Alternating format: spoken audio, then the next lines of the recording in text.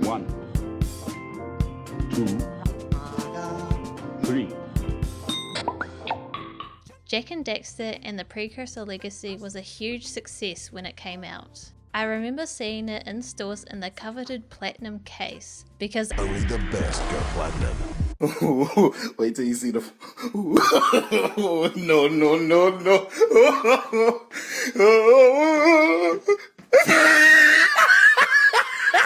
unlike some of those other questionable platinum games, I really did enjoy Jak and Daxter. It had an interesting world and fun game mechanics, but when it comes to the series as a whole, my feelings are a bit mixed. The Jak and Daxter Trilogy is messy. Not in the sense that the individual games are bad, but rather in the way the trilogy is structured. The first game in the series feels almost entirely detached from its sequels, not only in terms of its gameplay, but also in its tone. And yet many of the main characters make their introduction in this title, making the series feel incomplete without it. So let's take a look at where this messy trilogy began. Have you ever gone back to a game that you used to love and realised that it wasn't actually that good? Or replayed a game that you used to hate but found out that it was a lot better than you remember? Well, in this series, I'm going to be revisiting some games from my past and seeing whether or not they are as good or as bad as I remember. This is what we had to play.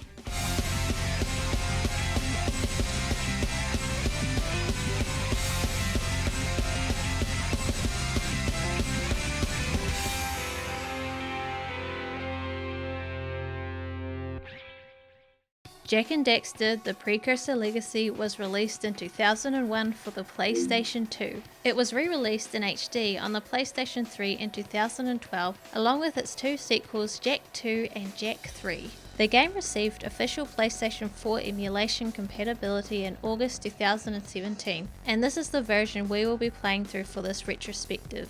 As a result, if you notice any unusual anomalies in the footage that you don't recall seeing before, it's most likely due to the emulation. This version's emulation is okay, but I did notice a fair bit of slowdown in several places. And with that out of the way, let us begin. I have spent my life searching for the answers that my father and my father's fathers failed to find.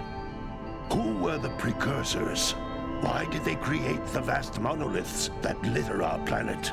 How did they harness eco, the life energy of the world?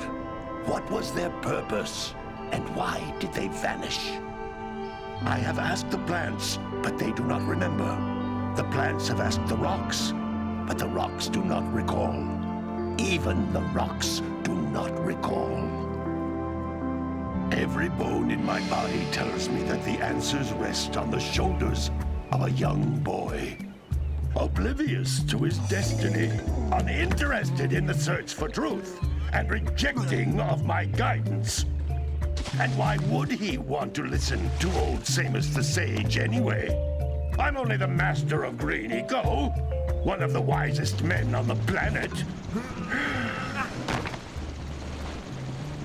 So it seems the answer begins not with careful research or sensible thinking. Nay, as with many of fate's mysteries, it begins with but a small act of disobedience. Our two main protagonists, Jak and Daxter, begin the game by exploring Misty Island. This area is swarming with lurkers, which are the main enemies in this game. Daxter is having second thoughts about coming here, but Jak insists on continuing. They come across a meeting with the Legion of Lurkers and two other mysterious characters, who order the lurkers to look for any precursor artifacts and eco near Sandover Village. Jak and Daxter continue their island exploration. Daxter trips over a dark eco container, which he throws to Jak after expressing his disdain for the item. The container lights up as Jak catches it. A bone-armored lurker suddenly attacks them, and Jak, in his first act of heroism, hurls the dark eco container at the creature, killing it but mistakenly knocking Daxter into a pool of dark eco. Man, that stung! I told you we shouldn't have come here, and you listened! What? Daxter has been transformed into an Ottsel.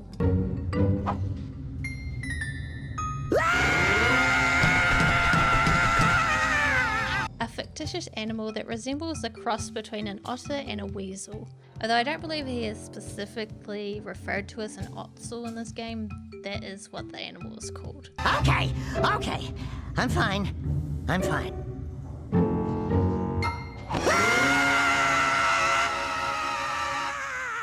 When they return to Sandover village, Samos is not happy. What in green tarnation do you two want? Samos tells us about the sage of Dark Eco, who is the only person with the wisdom to assist Daxter in returning to his human form, or is it elf form? The series is a bit unclear. Characters are never referred to as humans in the game's universe, although they do play the same roles as humans in the world. They do have huge ears though, so that means they're elf. And I've heard them been referred to as elves online, however I'm fairly certain that they are canonically known as humans. Unfortunately for us, none of the other sages have their portals turned on, so we'll have to journey north via the Fire Canyon to meet up with the Dark Eco Sage. But its volcanic soil is hot enough to melt precursor metal. You can't just walk through it. But you could fly over it if you had a zoomer equipped with a heat shield. This is Kira, Samos' daughter and also a talented engineer. She has a zoomer that we can use to navigate the Fire Canyon, but first we need to bring her 20 power cells to power the vehicle's heat shield. You two couldn't find your way out of the village without training. Before you do anything else, you better go through the warp gate and get some practice on Geyser Rock. We won't find any more of that dark gooey eco stuff, will we? Cause I'd hate to fall in again and turn into you. Get in there before I turn you both into ferns.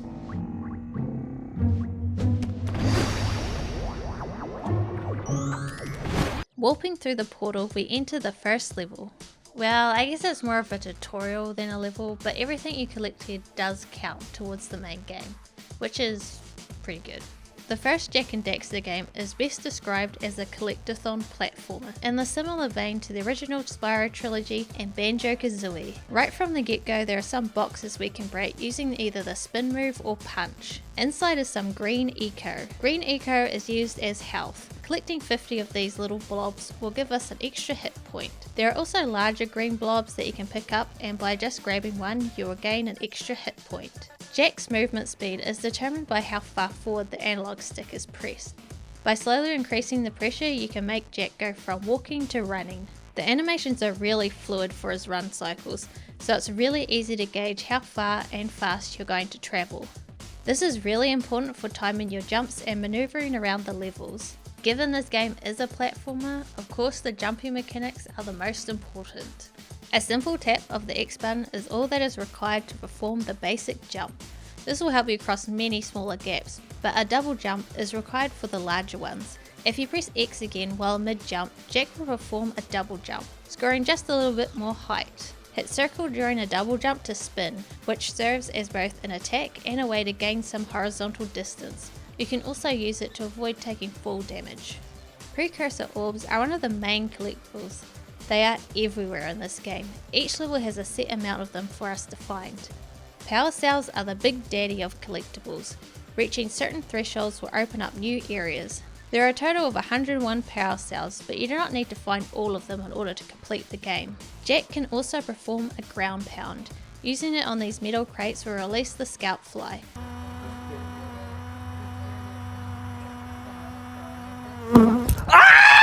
There are 7 in each level. When you find all 7, you're rewarded with a power cell. Scattered about levels, you will come across concentrations of different types of eco.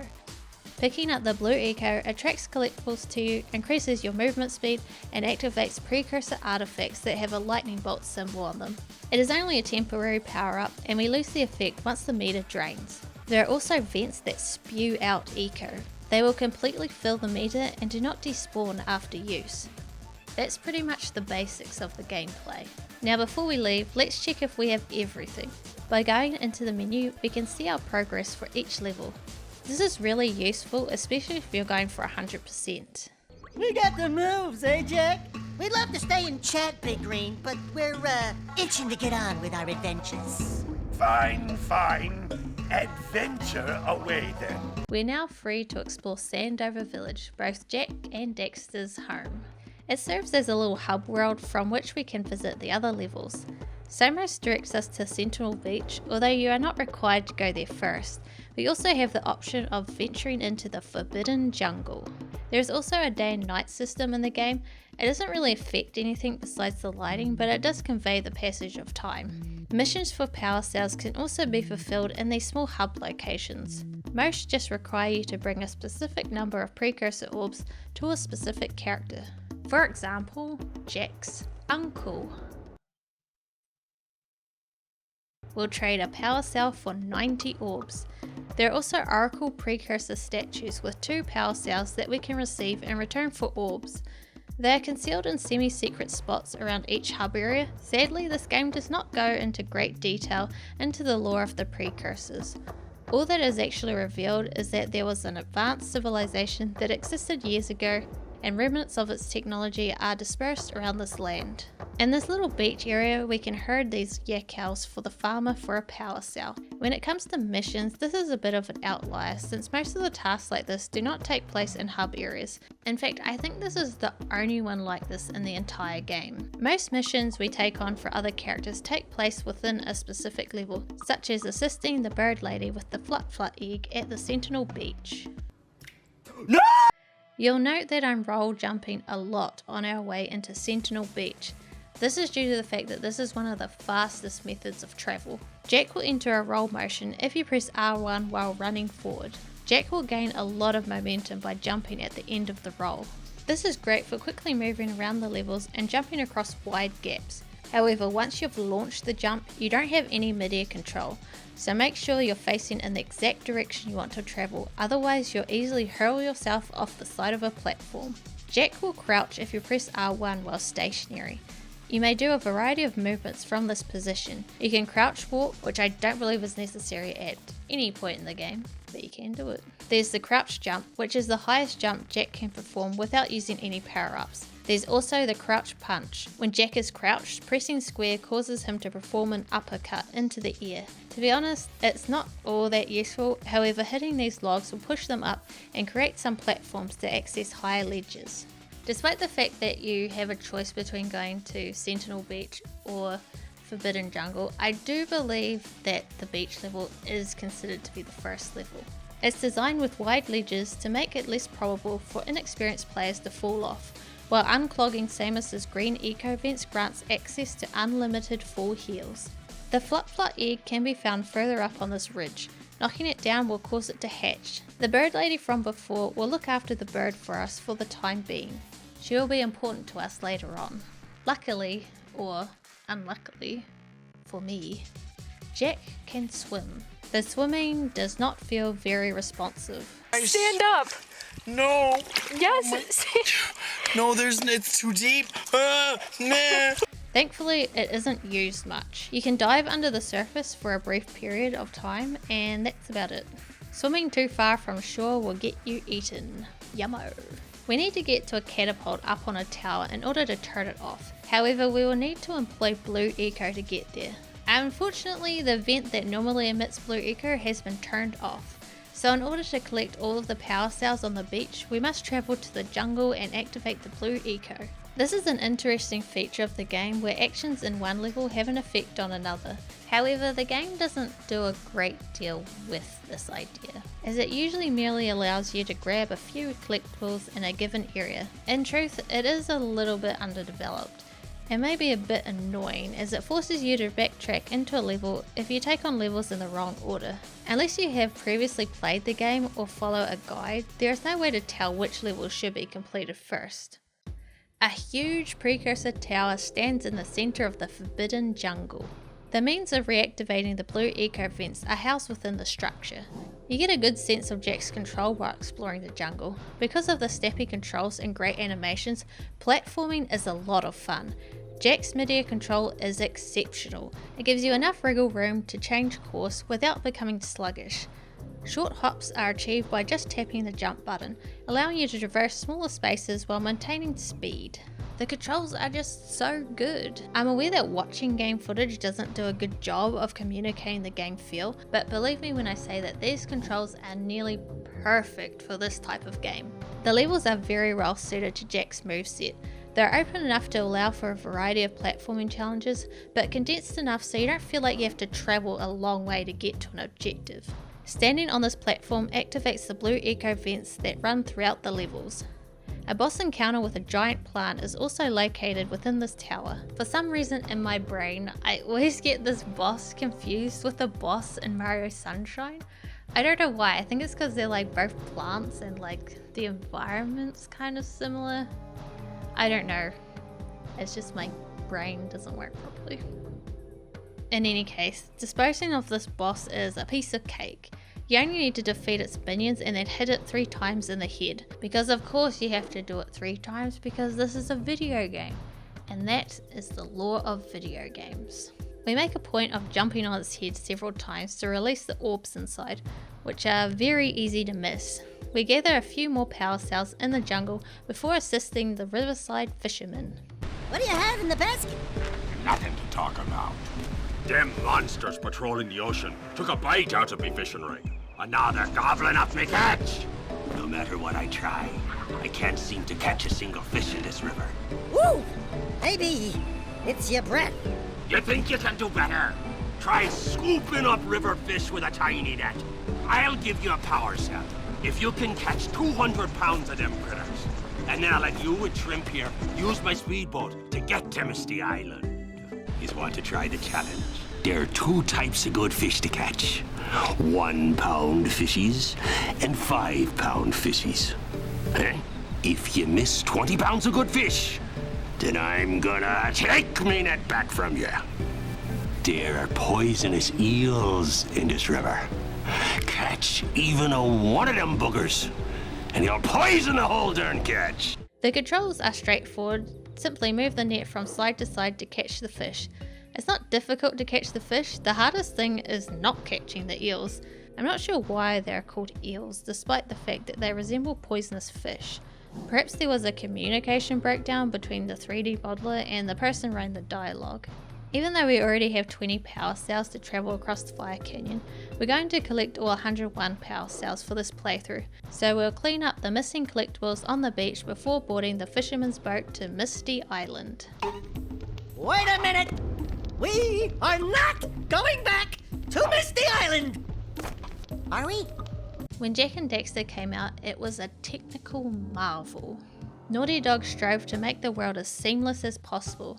They accomplished this by removing the loading screens, meaning you can walk from the beginning of the game all the way to the end without hitting a loading screen. Of course the game is loading, it's just masked via careful geometry placement and camera movement.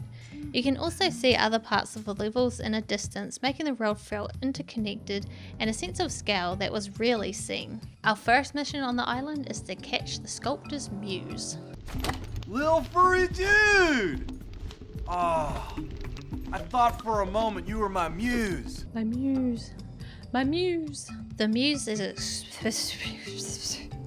is extremely fast and difficult to catch, especially given its ability to jump up to difficult to reach areas such as huge bone formations and higher platforms.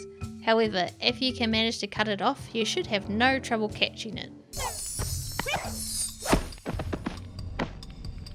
Misty Island is a very dark and dingy place. There are numerous enemies strewn about. We can make our first usage of Red Echo here. Red Echo can be utilised to take out stronger foes with a single strike and increase the power of all of Jak's attacks. This comes in handy during the ambush near the Dark Echo pool. This is the only moment in the game that defeated enemies will drop Red Echo. It's also on this island where we make our first use of the zoomer. You just need to take out a few lurkers and collect a few orbs. There isn't much challenge in this area, but it does make for a safer environment to get used to how the zoomer controls before entering the more treacherous Fire Canyon. We have more than enough power cells to cross Fire Canyon. My ass is falling asleep. When it comes to collection criteria, the game is quite lenient.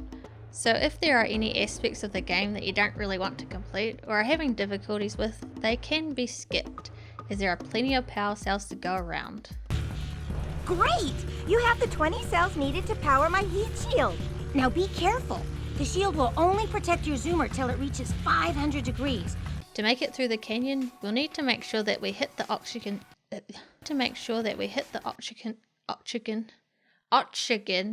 the hell's that element? To make it through the canyon, we'll need to make sure that we hit the oxygen. Why am I saying oxygen?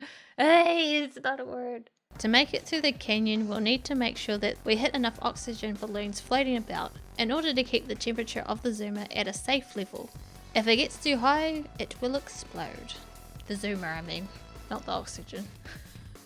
What am I talking about? There are dark eco boxes that will also cause you to explode if you hit them. I often find myself dying a few times, mostly because I missed a few collectibles, and dying is the easiest way to backtrack. Dying in this game doesn't have much of a penalty. There is no live system, and dying will just send you back to the last checkpoint. Although in later parts of the game, these checkpoints can be a bit questionable. Sometimes the checkpoints are so sporadic that you have to travel through a large section of a level just to retry. And then there are times when you're sent to a checkpoint that is ahead of you, and it can be very disorientating. My guess is that some of the triggers for the checkpoints are actually quite a bit behind where the checkpoint places you. So when you die, it makes it appear as though you have been teleported forward. Making it through Fire Canyon, we make it to the second hub world, Rock Village. The village made of marshmallows. Whoa! I don't think I'll ever get used to that teleporter tingling sensation. Hey! It looks like the Blue Sage threw a party. Oh my! Rock Village is on fire! One heck of a party. No, I mean Rock Village is being bombarded with flaming boulders. Oh, and it looks like the Blue Sage is working on a levitation machine to move them. Assuming it's operational, we're gonna need power cells to fuel it. I guess you two are going to have to find some more. The cutscenes are very well done. The characters serve as excellent guides for the player, ushering them into the plot and providing them with a better knowledge and emotional engagement with what is going on.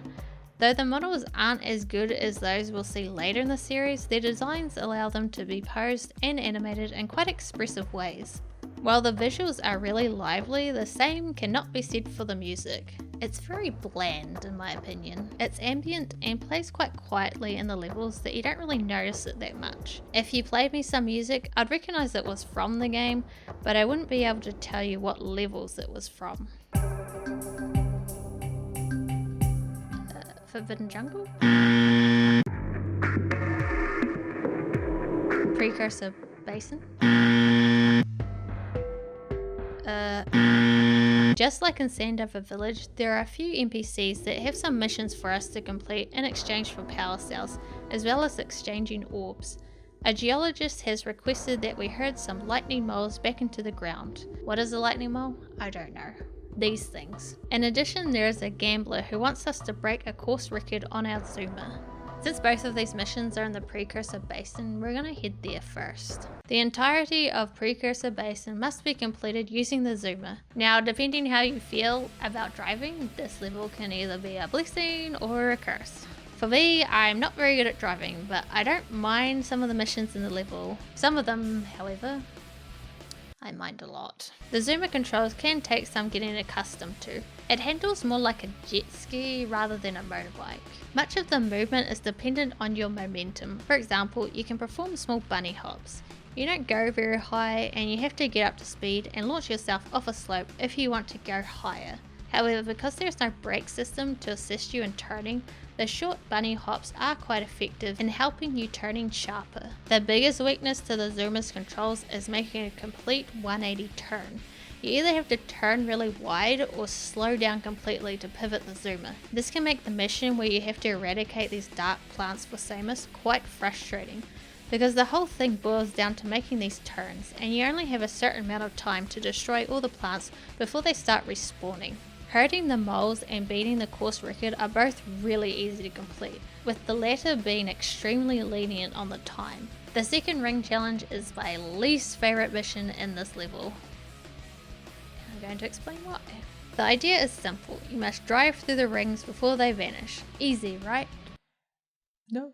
However, some aspects of this feel very unfair, as some of the rings appear in unusual off-screen locations.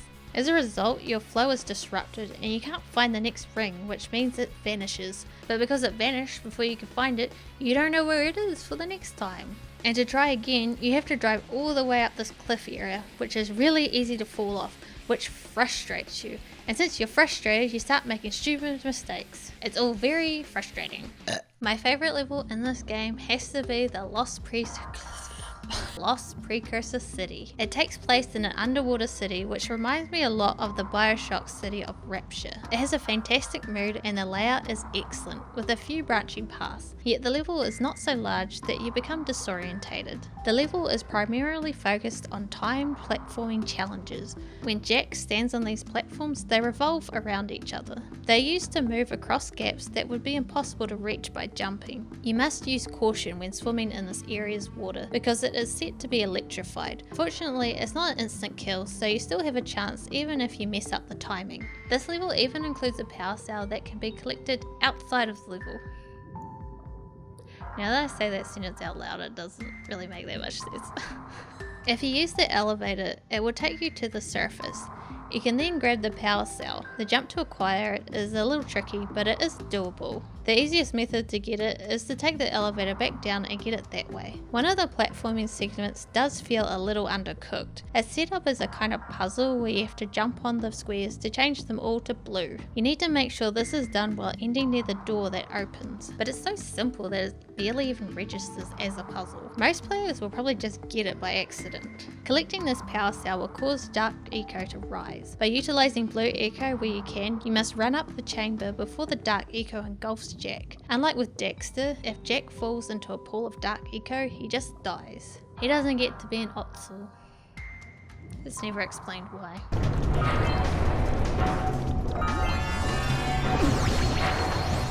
Fuck. Boggy Swamp, not Boogie Swamp. Boggy Swamp is the area's final stage. Well, I guess if you go there last, it's the final stage. You don't have to, but I did. But before we can enter the swamp, we need to bring the soldier 90 precursor orbs to reposition the pontoons. We get to use yellow eco for the first time in the swamp.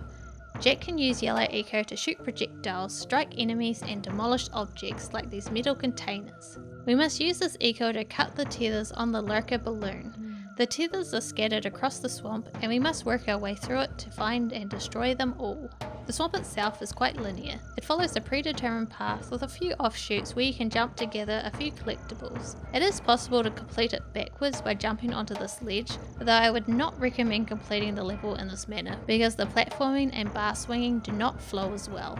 To swing from bars, simply jump on them and then jump again when you reach the desired rotational direction.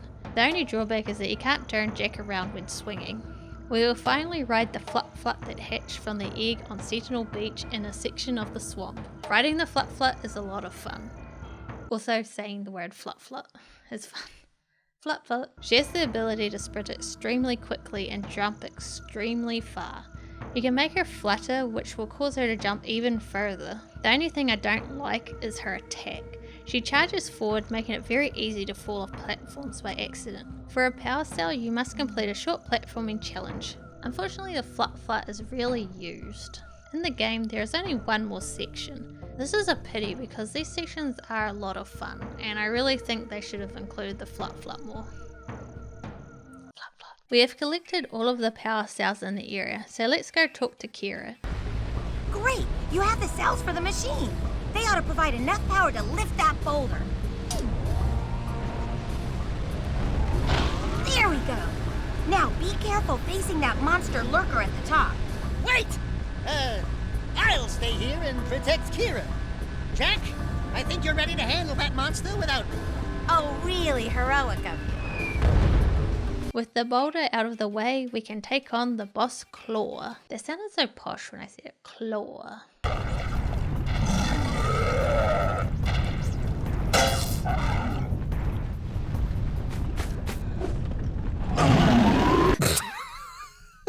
Okay, I'm sorry. We must avoid the rocks that Claw throws at us during the opening phase of the battle. There will be some blue echo inside one of the rocks. Using the echo will cause a bridge to emerge from the lava. We have to sprint across the bridge while avoiding the boulders.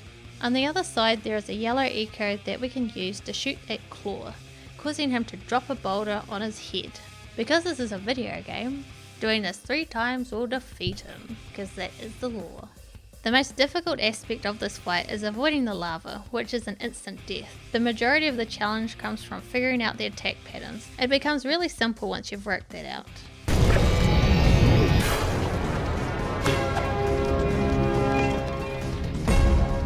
Making our way forward, we arrive at the mountain pass.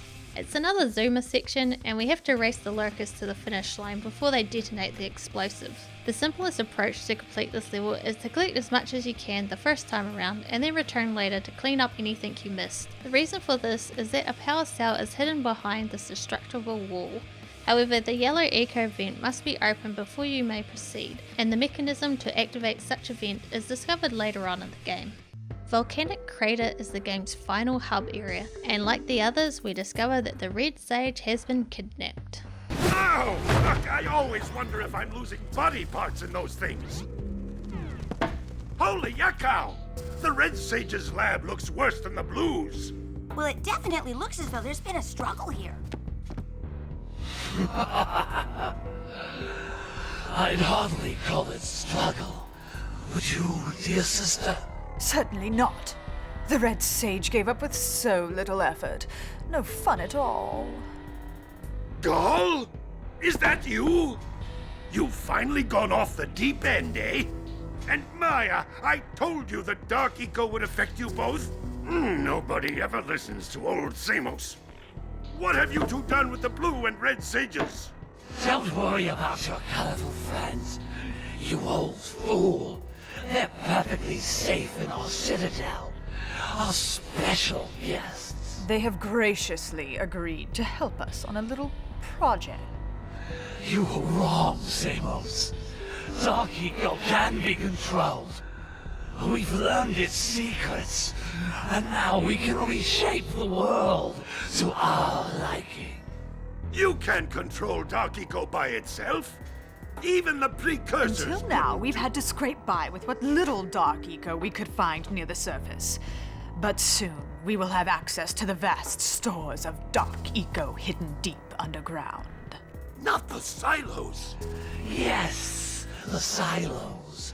They will be opened, and all the Dark Eco of the world will be ours. But that's impossible. Only a Precursor robot... Oh, don't look so upset, Samos. We've got big plans for you.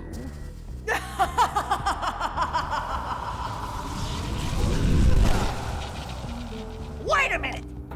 That was Gall? The same Gall who's supposed to change me back? Gall is the guy trying to kill us? I'm doomed. We may all be doomed.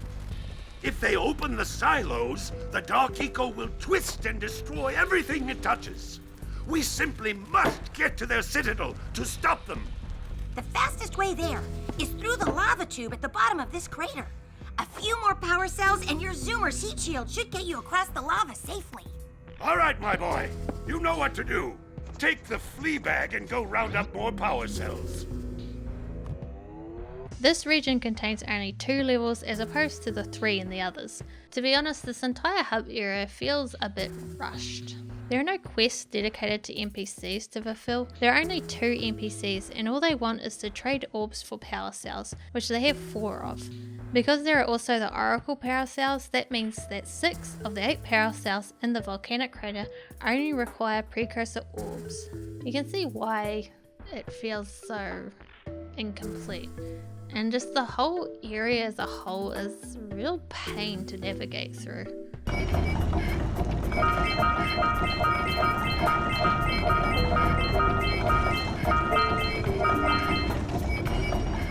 Spider Cave is my least favorite level in the entire game.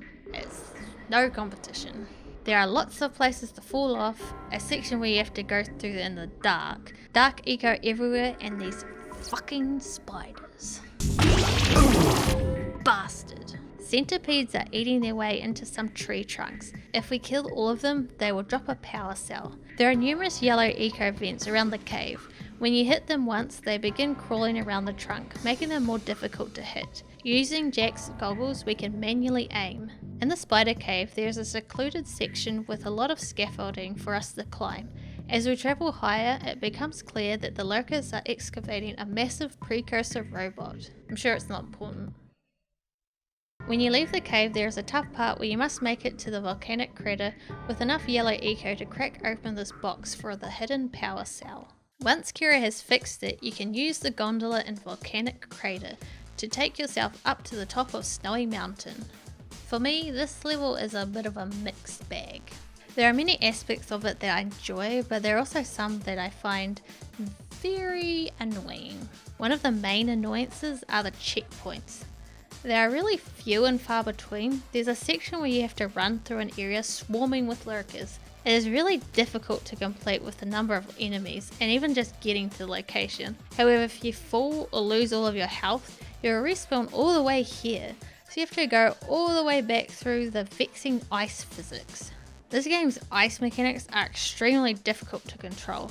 It is heavily reliant on Jak's momentum. You often have to punch in the direction you want to go just to acquire enough momentum to move forward.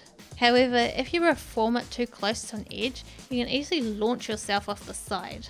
The second and last use of the flip-flop is in this level. There are time platforms that we use the flip-flop to get across. At the end, we activate the mechanism to open up the gate to the enclosed courtyard. With another pretty simple platforming challenge, we can grab another power cell. It feels a bit out of place to have this in one of the last levels. There isn't much of a punishment for falling as you just fall to the ground. There's also a shortcut up once you reach halfway, so it really seems like it belongs to an earlier level. On the mountain, our main goal is to find a way to activate the yellow eco vents. We can see the apertures under the ice, so we need to figure out a way to get into the chamber. Walking through these trees will lead us to the path that leads to the device, which can be easily overlooked. The path is a little difficult to navigate, especially due to the icy areas. However, once you've made it through, we can grab the power cell and turn on the yellow eco vents. Now that the vents are operational again, we can return to the mountain pass and get the previously unreachable hidden power cell.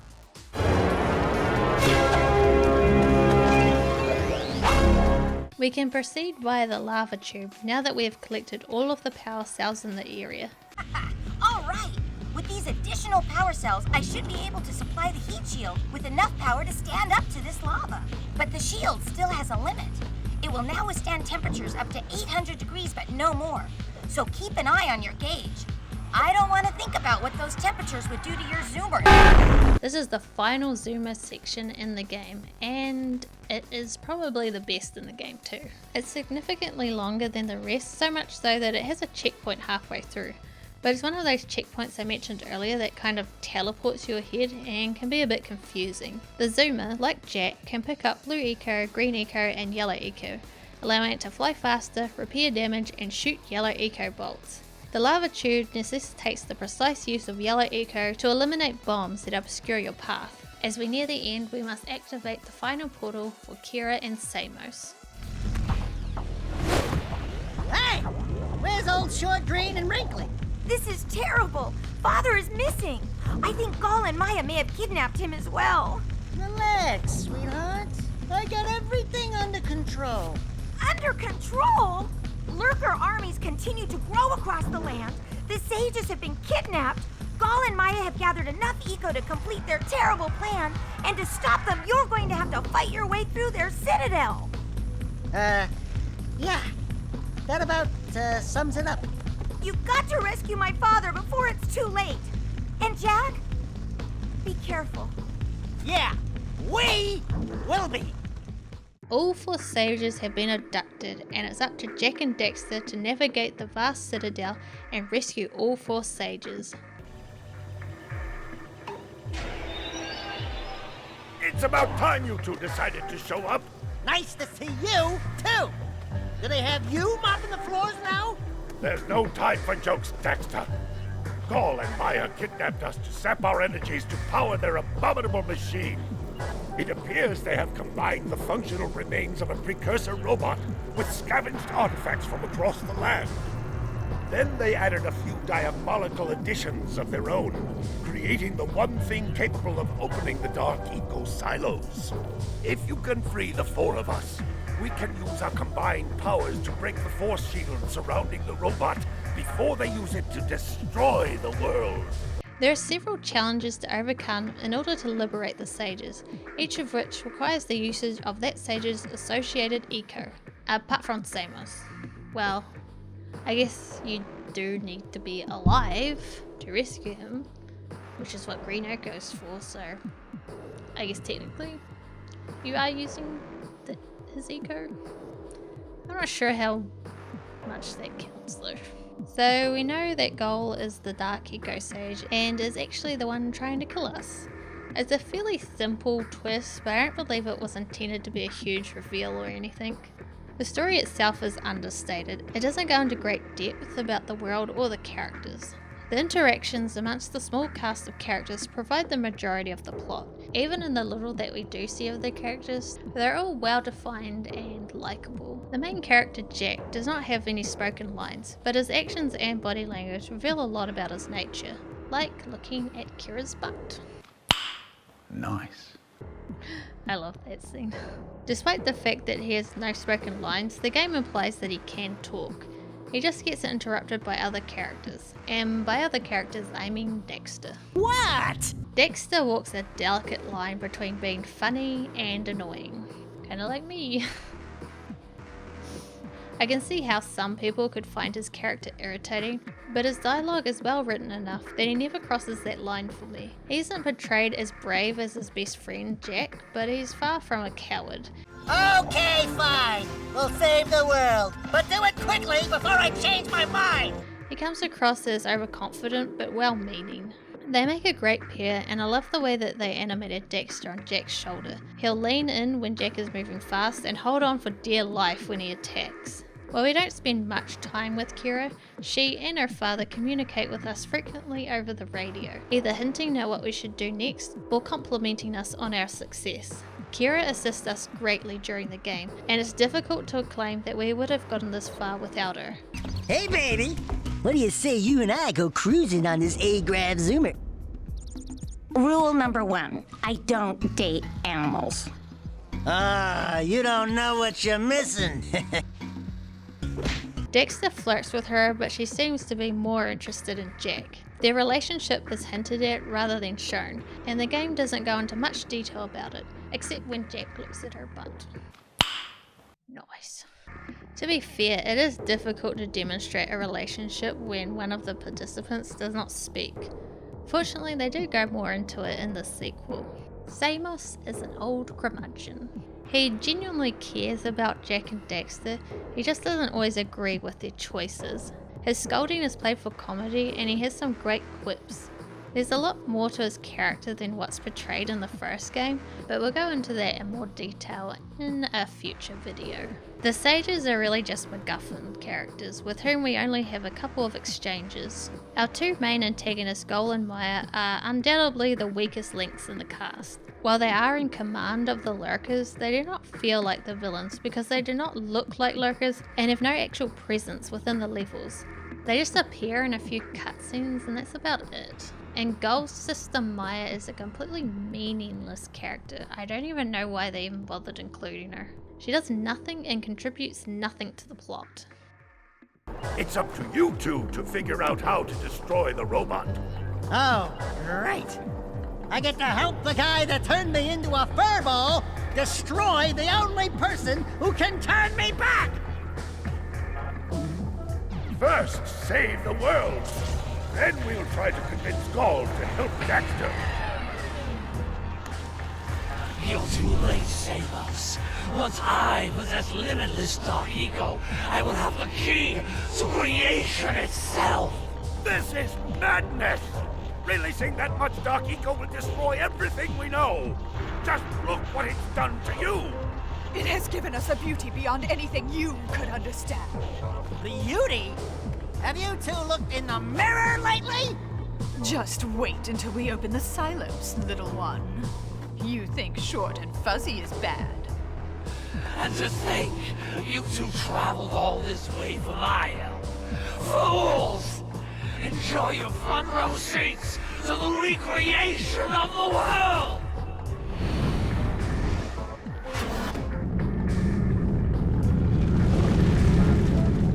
Jak! Take the elevator up and stop that robot! Here we have to stomp onto this huge button to make the elevator travel up. We charge up with the blue eco and use the floating platform to get to the dark eco silo, and then the final fight begins. We'll be facing the Precursor robot that was excavated from the spider cave. A Precursor robot is a sort of Precursor statue used as a weapon by the Precursors. They are huge humanoid shaped robots built entirely of Precursor metal, with an insectoid head and bright bug eyes and an oracle-like nose coming from the front of their face. Although Goal and Maya appear to have made several changes to this one. There are 5 phases to the fight. The first phase is mostly free. All you have to do is shoot the eye with the yellow eco. When enough damage has been caused, the robot will bomb the platform on which Jak is standing. We can evade the blast by jumping into the air using the blue eco. Enemies will spawn from the dark eco in phase 2. To go to the next phase, we just need to defeat all of the enemies. The third phase is the most difficult. Mines will go off and we'll have to hop over the explosive waves while shooting the robot. When we've hit it enough times, we'll go on to phase 4. During this phase, we must use yellow eco to shoot at the robot once more. This time though, it will answer with a massive cannon. Right, Eco. It does exist. They must not be allowed to get it! White eagle! That could be the stuff to change me back! Or it might stop that robot. Stay fuzzy, save the world. Choices. Okay, fine. We'll save the world. But do it quickly before I change my mind! The final phase only requires us to gather some white eco, after which Jak will be able to eliminate the Precursor robot once and for all.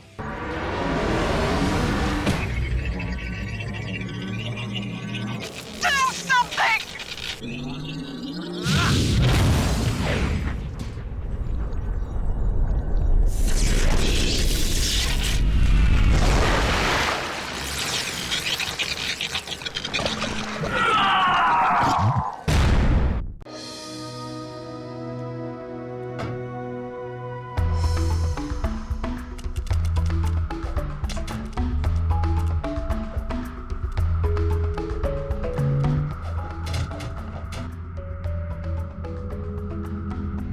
Well, it looks like I may have been too hard on you boys. You do have what it takes to be heroes. But Daxter, now we can't change you back. Don't worry about me, baby. You know what they say. Big things come in small packages. Jak, you have an incredible talent for channeling eco. Samos, you may have been right about this one after all. And Kira, without your help and ingenuity, none of this would have been possible. Perhaps we've found another sage now that Gaul and Maya are lost. Yes, Gaul and Maya. The Dark Eco probably destroyed them. Probably. Ah, who cares? Bring 'em on! We can take 'em again! Right, Jak? I said, right, Jak? Wow! Put it on ice, big guy! And that brings the first Jak and Daxter game to an end. They do tease that Goal and Maya may return in a sequel. However, for those of us who are aware of the series' significant directional shift, this never happens. If you collect all of the power cells, you'll be rewarded with an additional ending cutscene after the credits. Technically, you only need 100 power cells, and there are 101 in the game. I'm not actually sure if this sequence still plays if you only have 100 power cells, and I'm not replaying this again just to check. We're heroes, remember? We have 100 power cells.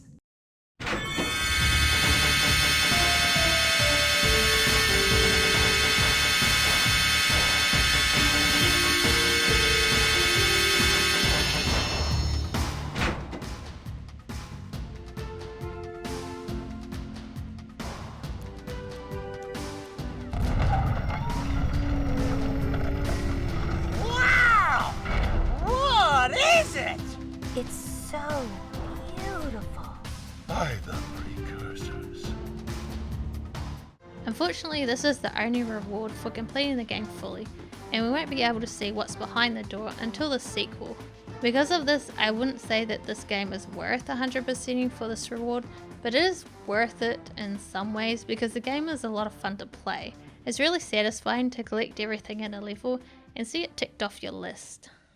Jak and Daxter is a fantastic platformer. The controls are almost perfect, and the various platforming challenges and missions are a lot of fun to complete. While the story is a bit underdeveloped, the adventure is carried by its charming world and characters. But like I said at the beginning of the video, this trilogy is messy, and the sequel makes a huge left turn, making this first game seem a little out of place in the trilogy that it started. And now for my next number, I'd like to return to the classics. Naughty Dog's first entry into the Jak and Daxter franchise was both a commercial and critical success, so for the sequel they aimed for something bigger and better, but not in the way that you'd expect. Because this entry strayed so far from the initial game, it's easy to see why some platforming fans were put off. This game tries to do a lot, both with its story and its gameplay, and it's really clear that the developers were really trying to expand on what the platformer genre could be. Instead of building directly on the structure of the first game and implementing more elaborate platforming challenges and mechanics, they decided to go with the game concept of, what if Grand Theft Auto was a platformer? Which sounds really weird when you say it like that, but it kind of worked. Kind of. Jak II, also known as Jak II Renegade in New Zealand and other PAL regions, was released in 2003 for the PlayStation 2. Like the first game, it was re-released in 2012 as part of the HD collection for the PlayStation 3. And again, just like for the first game, we will be playing through the PS4 emulated version for this retrospective, with mixed results, as Jak II has some significant emulation errors both visually and performance-wise. While Jak II is still considered a part of the platforming genre, it also leans heavily into the third-person shooter genre.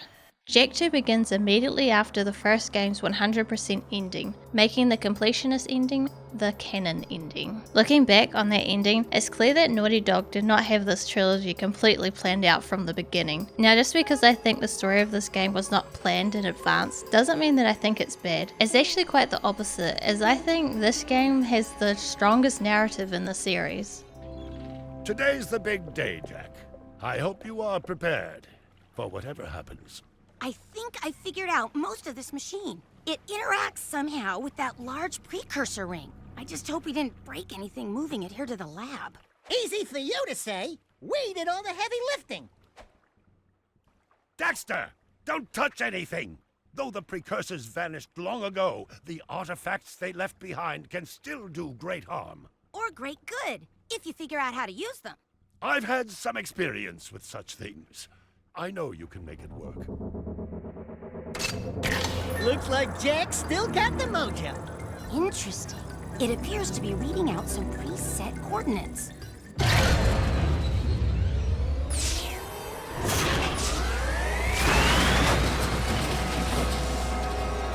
Wow, look at that.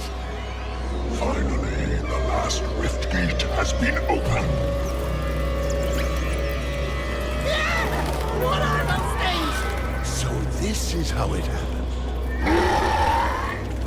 You cannot hide from me, boy.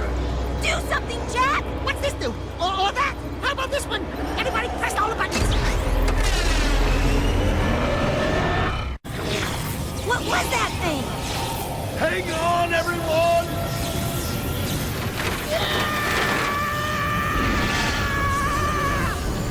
I want on this thing! Find yourself, Jak!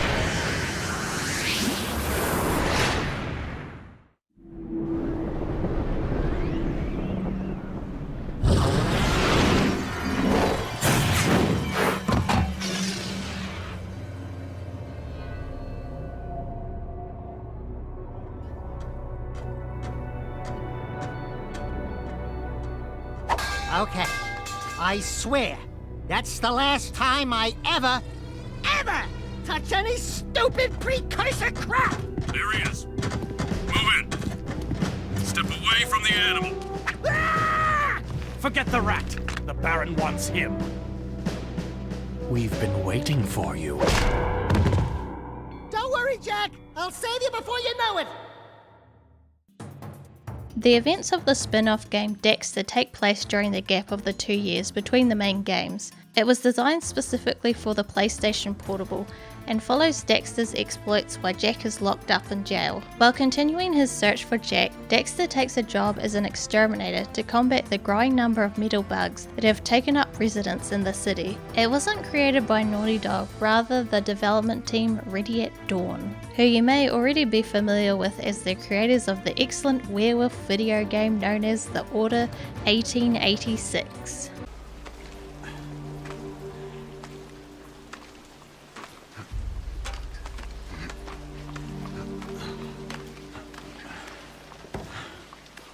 In any case, I won't be playing through this game for this retrospective, but I did think it was worth mentioning in passing because it does make an effort to fit into the canon.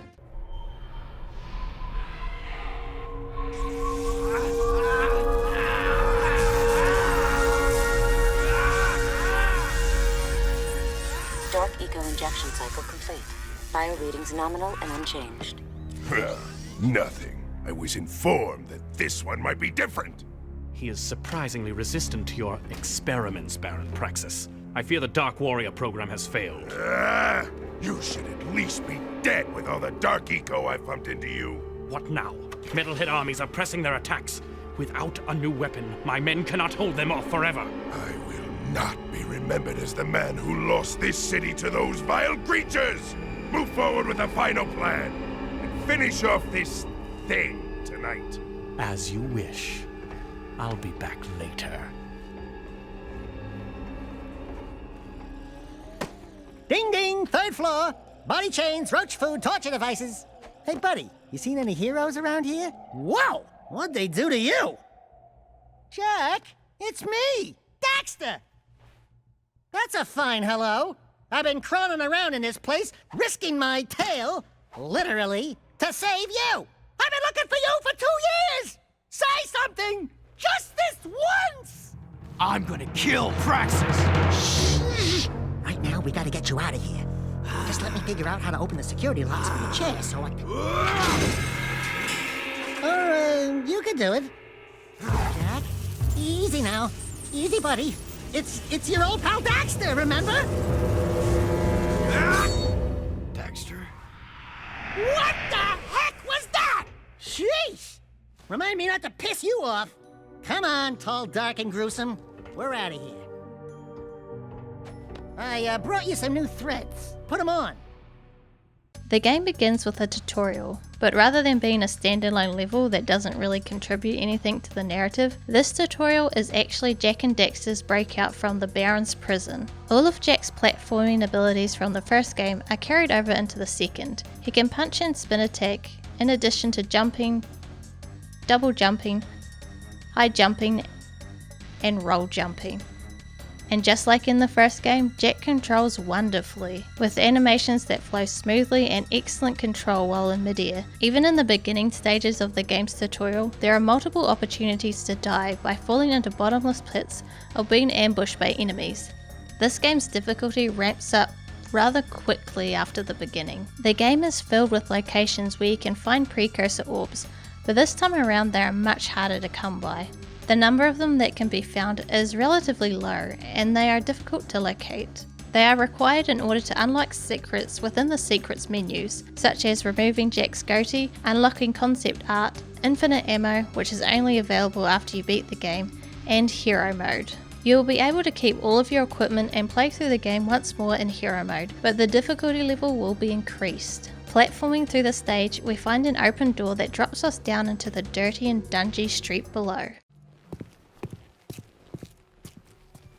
Hello, strangers. My name is Core. May I help? You look like a reasonably smart man. I want information. Where the hell am I? Sorry. He's new to the whole conversation thing. Well, my angry young friend, you are a guest of His Majesty Baron Praxis, the ruler of glorious Haven City. I was just a guest in the good Baron's prison. Inside a cell or inside the city, walls surround us both. We are all his prisoners. Talk about being in the wrong place at the wrong time. I'd move on if I were you. By order of His Eminence, the Grand Protector of Haven City, Baron Praxis, everyone in this section is hereby under arrest for suspicion of harboring underground fugitives. Surrender and die! Excuse me, sir. Don't you mean surrender or die? Not in this city. Protect us from these guards, and I'll introduce you to someone who can help you. During this portion, the game will transform us into Dark Jak automatically. Dark Jak's primary focus is on close combat, and he gains both strength and speed as a result. Despite the fact that this form is advertised as the most significant new addition to the game, you don't really make that much use of it. It simply does not keep up with the difficulty curve of the game, and it will frequently get you killed more quickly. This is mostly due to the fact that you will be facing off against a large number of ranged opponents, and Dark Jak just isn't very effective at taking out enemies at range. Additionally, he is difficult to keep under control. He launches forward and slides along the ground rapidly, making it really easy to fall off platforms and slide into enemy fire. Before you are able to transform, you must first fill up the Dark Eco meter.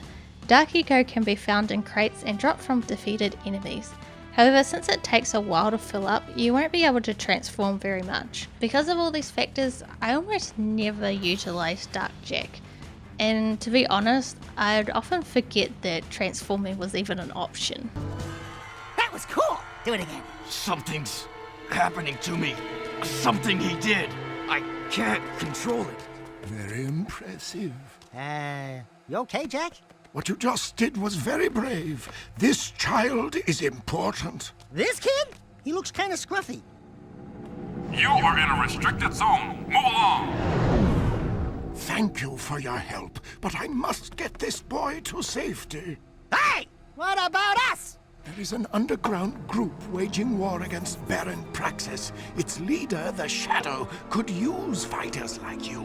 Go to the slums, find a dead-end alley near the city wall. Ask for Torn. He can help you. Following the confrontation, we have been tasked with locating the underground stronghold. It is at this point in the game that we are shown one of the gameplay elements that appears the most frequently: driving. Yay. And while it's not terrible, I wouldn't exactly call it fantastic either. There are several kinds of vehicles, but they all operate according to the same control scheme, despite the fact that their speeds and how they handle are all a little different.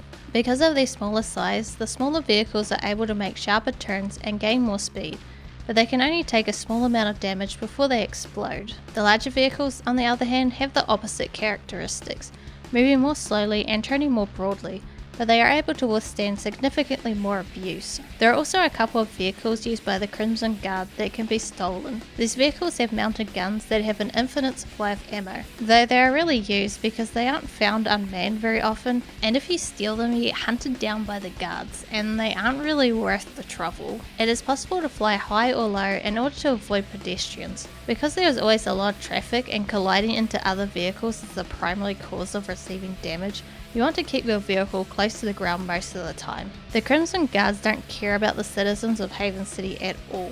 They're more like a gang than a police force. They don't care if you run over and steal from innocent bystanders, but if you do so with the guards, then you better watch out. You'll be hunted down by them. It's shoot to kill with these guys. Surrender and die! Even though this feature isn't all that bad, the guards aren't very good at hitting you when you're on your vehicle. It still has the potential to be really frustrating, particularly when you're in the middle of a mission. It just seems like things get out of hand much too quickly and way too often. It is possible to sneak by the security personnel without raising their suspicions, but all it takes is the slightest contact with one of them for them to start chasing you. Because of this, travelling between missions is far more stressful than it ought to be. After completing a challenging job, you may just want some peace and quiet to collect your thoughts, but this game doesn't actually provide that for you.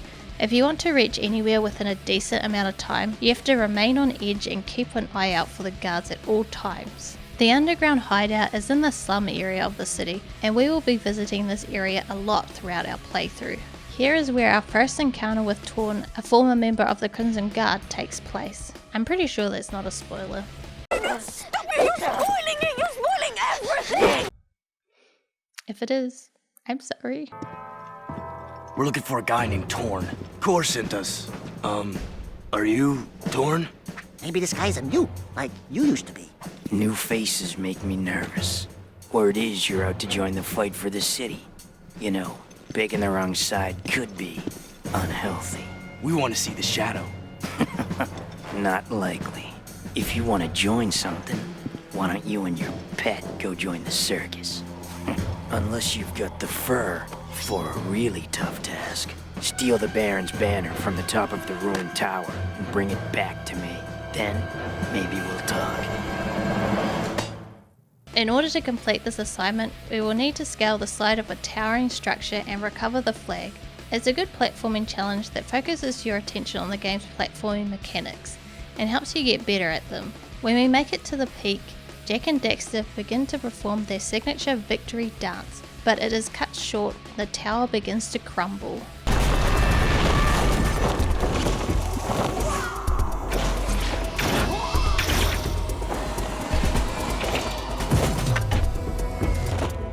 This little cutscene appears to be a means for the developers to tell the player that Jak II will be considerably different from the game that came before it. Yeah, I guess you guys are in. After completing the assignment that Torn gave us, we have to make our way back to the hideout, which is one of the game's biggest weaknesses. Backtracking. How fun. You get the impression just by looking at the map that there is going to be a big open world with a lot to do, and while the city's size and how seamlessly you can move through it is quite impressive, especially for the time, there isn't a whole lot to do in the city itself. The game is divided into two gameplay sections. One section involves you participating in story missions, with many of the missions taking place in designated areas both within and outside of the city. The other section is the free roaming aspect, which occurs between missions and allows you to explore previously visited areas as well as the city itself. Not all regions of the city are accessible at the start of the game. You will need specific security passes to enter certain areas of the city. These passes are gained as you progress through the main story, thus exploring is limited at first. When you journey through the city, you will come across these screens. When you interact with them, they will give you a very short side mission to accomplish in order to collect precursor orbs. There are several varieties. Most of them will assign you a time limit to locate an orb. You only get a fleeting glimpse of where the orb is. These can be challenging, but they're a lot of fun and my favourite form of side mission. Then there are tasks that require you to collect a particular number of items within a given amount of time. It's not that interesting, but it's different. Not that different. Then there is the ring challenge, which requires you to drive through all of the rings in a set amount of time. During these missions, traffic is your worst enemy, and you'll find your Zoomer crashing repeatedly. I despise these side quests, but luckily they are all completely optional. And that about covers it when it comes to the side missions you can do within the city. You are free to walk or drive around the area as much as you desire, but the NPC civilians will not engage with you in any meaningful way. You have the ability to kill them, but apart from the fact that they will begin to flee from you, nothing else happens. It is possible to steal their vehicles without them making an attempt to stop you. They essentially just act like zombies that have been copied and pasted all around the city. They have no life and no discernible personalities at all. Their presence certainly contributes to the impression that the city is densely crowded and bustling with activity, but apart from that, they do nothing but get in the way. Because the layout of the city itself is so distinctive, it's a little bit of a shame that Haven City doesn't have nearly as many things to do as you would hope.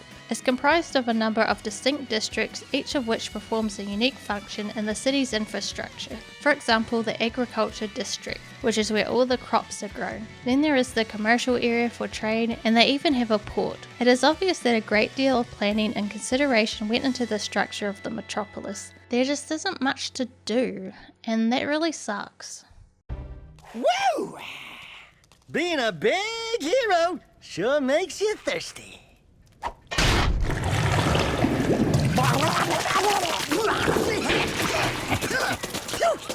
The Baron turned off all water to the slums. He's willing to sacrifice innocent lives just to destroy the underground. I shouldn't be surprised. I've seen his evil before while serving in the Crimson Guard. That's why I quit. See, I told you it wasn't a spoiler. You were a Crimson Guard? Well, that explains your charming sense of humor. My friend in the Guard tells me the valve to turn the water back on is located outside the city, at the pumping station. Outside the city? What about the security walls? What about the metalheads? It ain't a petting zoo out there. Peeps be getting deep sixed. Find the large drain pipe in the north wall. It'll take you outside the city to the pumping station. Get to the main valve and open it. If you survive, the slums will be indebted to you. If not, maybe we'll have a touching moment of silence in your honor. I'd like to give him a touching moment. To get to the pump station, you have to pass through this pretty rundown portion of the city. Without a zoomer, this part of the city can be a real hassle to navigate. In this game, Jak can still swim, but it's extremely slow. Fortunately, we won't have to be doing much swimming in this game. Yay. We arrive at a hidden loading screen after passing through the external entrance. Jak 2 does an excellent job of concealing its loading. It truly makes travelling around the world feel seamless. At the pumping station, we encounter our first metalhead. Why are you the way that you are? Gone are the days of beating on the goofy lurker enemies, now it's onto the edgier metalheads, because this game is dark. Darkness. Darkness, darkness. Darkness, darkness. Darkness, darkness. The metalheads are an alien race of biomechanoid life forms. All metalheads have a metallic exoskeleton as well as a skull gem lodged in the head, chest or back, which drops when slain. Not too much of the metalheads' backstory is known, but it is revealed that the Precursors waged war against the metalheads and their unnamed dark leader. Darkness. They were able to annihilate the Precursor civilization and dominate the universe unopposed for eons. By collecting enough skull gems, we will obtain more powers for Dark Jak by bringing them to the Precursor statue. Metalheads aren't the only foes in the game. Different wildlife will attack you as well. At the moment, we only have our basic punch and spin moves to deal with them, but that will change very soon. Ah, the valve. Allow me.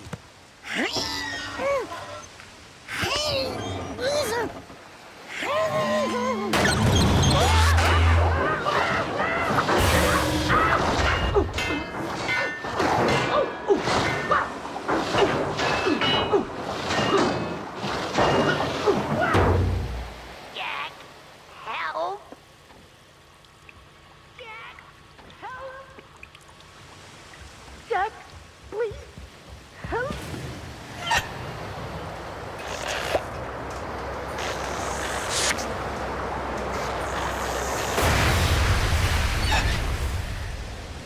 Don't say it. Don't even chuckle. Next time, you turn the valve.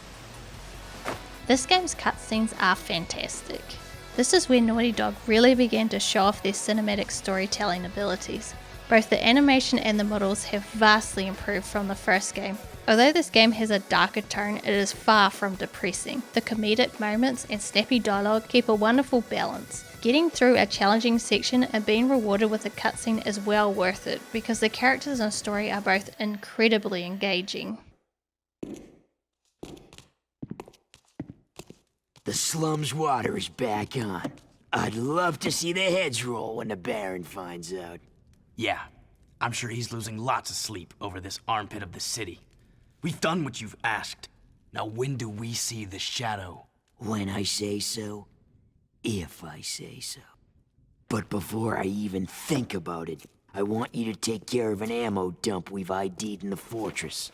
Lots of Crimson Guards, constant patrols.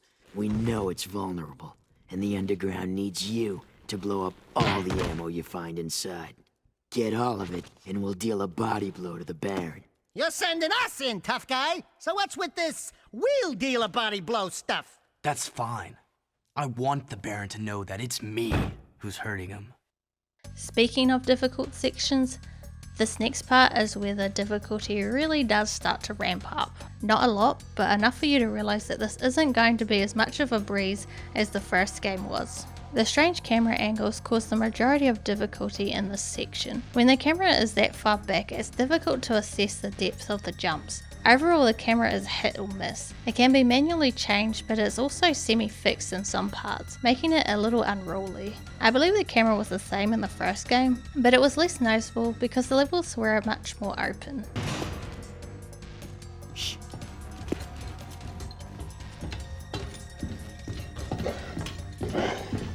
These barrels are the latest shipment of eco.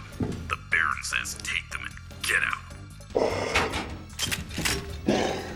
While the first few missions appear to be meandering, they allow the game to set up the major players, such as the Baron, who has proven to be a bit of a prick thus far. When the Metalheads attacked a section of the shield wall, the Baron was forced to abandon that area of the city, which is now known as Dead Town. He then struck a deal with the Metalhead leader, arranging a trade of regular shipments of eco to the Metalheads in exchange for them attacking the city just enough to sustain his illegitimate position as ruler. That is why we see guards giving eco to the Metalheads. Baiting the tank to shoot the explosives in the room, we make it out of the building just in time.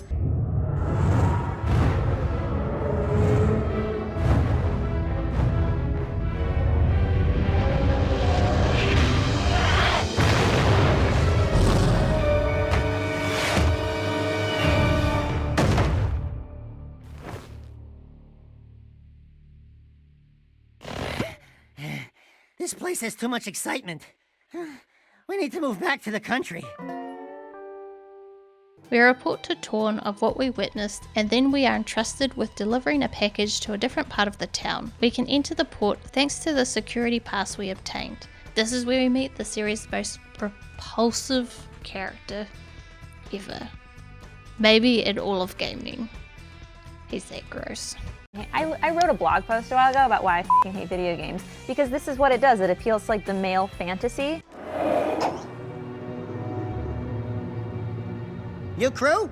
Well, we shook the heat, and your shipment's in primo condition. That's good, eh?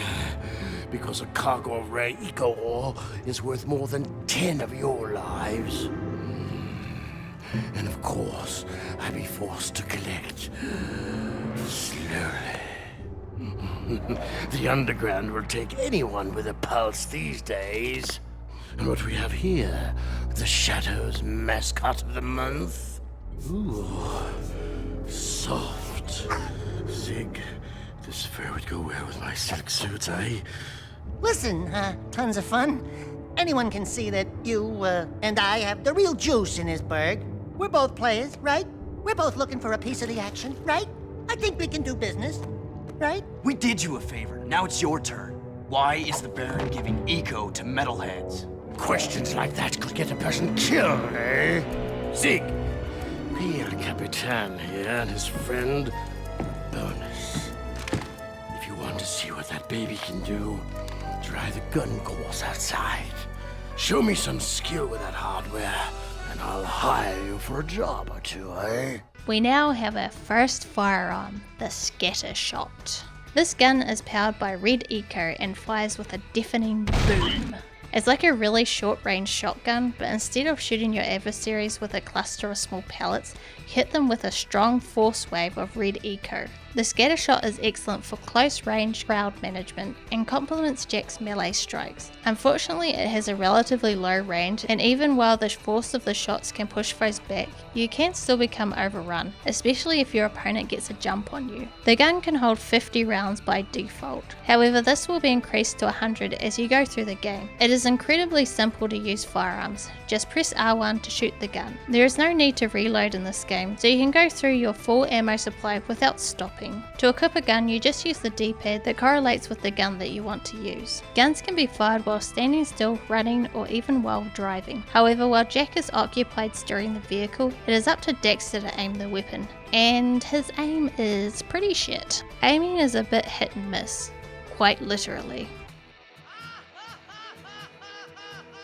The game employs an auto-aim function that works well when frozen near to Jak, but becomes highly troublesome when attempting to aim at enemies from a distance. It tries its hardest to aim at what it believes you want to fire at, but it doesn't always work. I think this game might have benefited from a first-person aiming option like it did in the original game. It's surprising that they chose to remove this feature rather than expand on it, because honestly, if that feature should have been in any of the Jak games, it should have been in this one. Each gun type in the game has a gun course challenge that can be completed. If you can beat the high score, you'll get some precursor orbs. We return to the pumping station armed with our new weapon to assist Sig in exterminating some large metalheads with his peacemaker. When we return to levels, new pathways are generally opened up, so we're technically going through the same level just in a different way. It's an extremely creative approach for the creators to duplicate locales and assets without the player getting bored. We must defend Sig while he charges his peacemaker. You'll have to restart if he loses all of his health. The enemy attacks in short waves, making them very easy to eliminate before they reach Sig. When we have vanquished all of the metalheads, Sig will collect the trophies and we will head to Cruz Bar to discover more about the Baron's ties to the metalheads. All I know is that the Baron cut a desperate deal with the metalhead leader. Metalheads need eco, so the Baron supplies them with regular shipments. In return, the metalheads agree to attack the city just enough to satisfy the Baron's continued rule.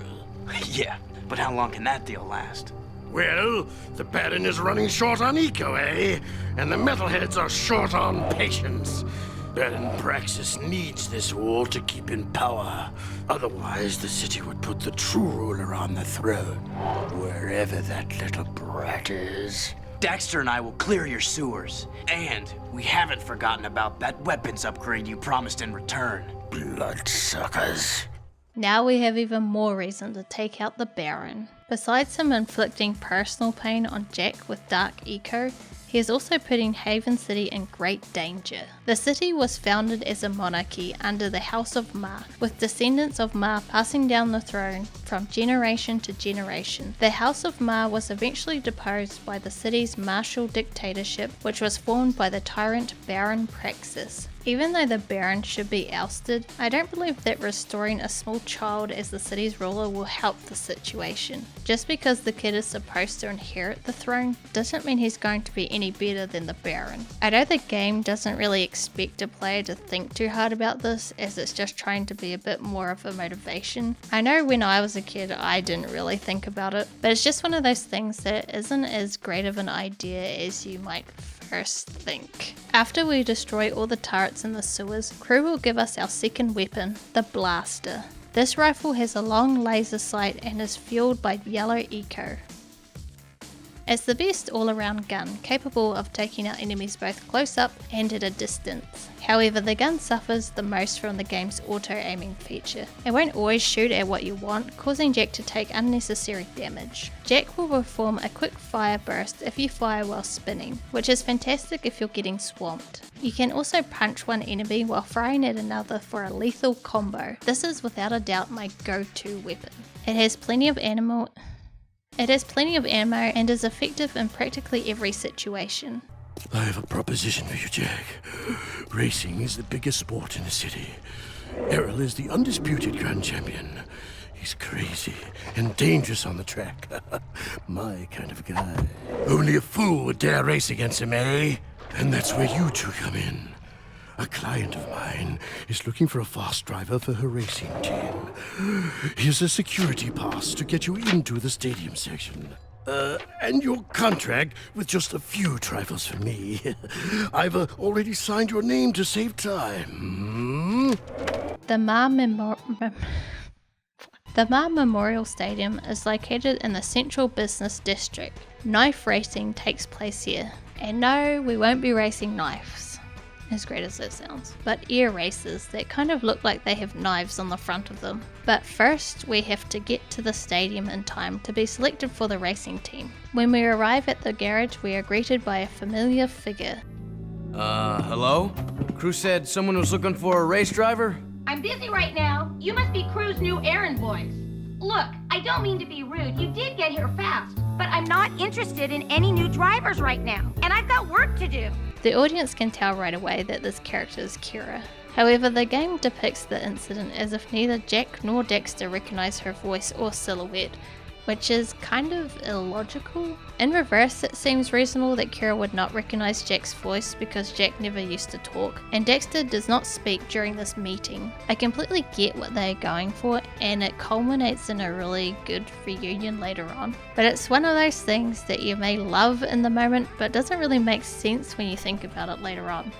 Anyway, Kira isn't looking for a new driver for her team, but she might consider us if we beat the jetboard challenge at the stadium. The jetboard is essentially a hoverboard and is an extremely enjoyable addition to the game. Not as fun as the flip-flop in my opinion, but still pretty good. The board is simple to use and speeds up Jak's mobility on the ground. Turning is a little slow, but you can jump off the board at any point, which is a terrific way to do a quick 180 turn. The jetboard can jump, high jump, and grind on rails. Tricks can also be performed, however they are mostly used for fun and to get points throughout this challenge. However, there is a technique where you can spin in the air and land correctly to gain speed. We only need to gain enough points within the time restriction to pass this challenge. The longer you can keep a trick going, the more points you gain. It works in a similar way to the Tony Hawk's games, where repeating the same tricks earns you fewer and fewer points. There are 3 tiers from bronze to gold that will reward you with orbs, similar to the shooting range challenges. One of the best aspects of the jetboard is the ability to travel over water in dark eco. This opens up new areas and levels and allows for the collection of more precursor orbs. We won't be able to take advantage of this improved mobility right away because we don't get to take the jetboard with us when we leave the stadium.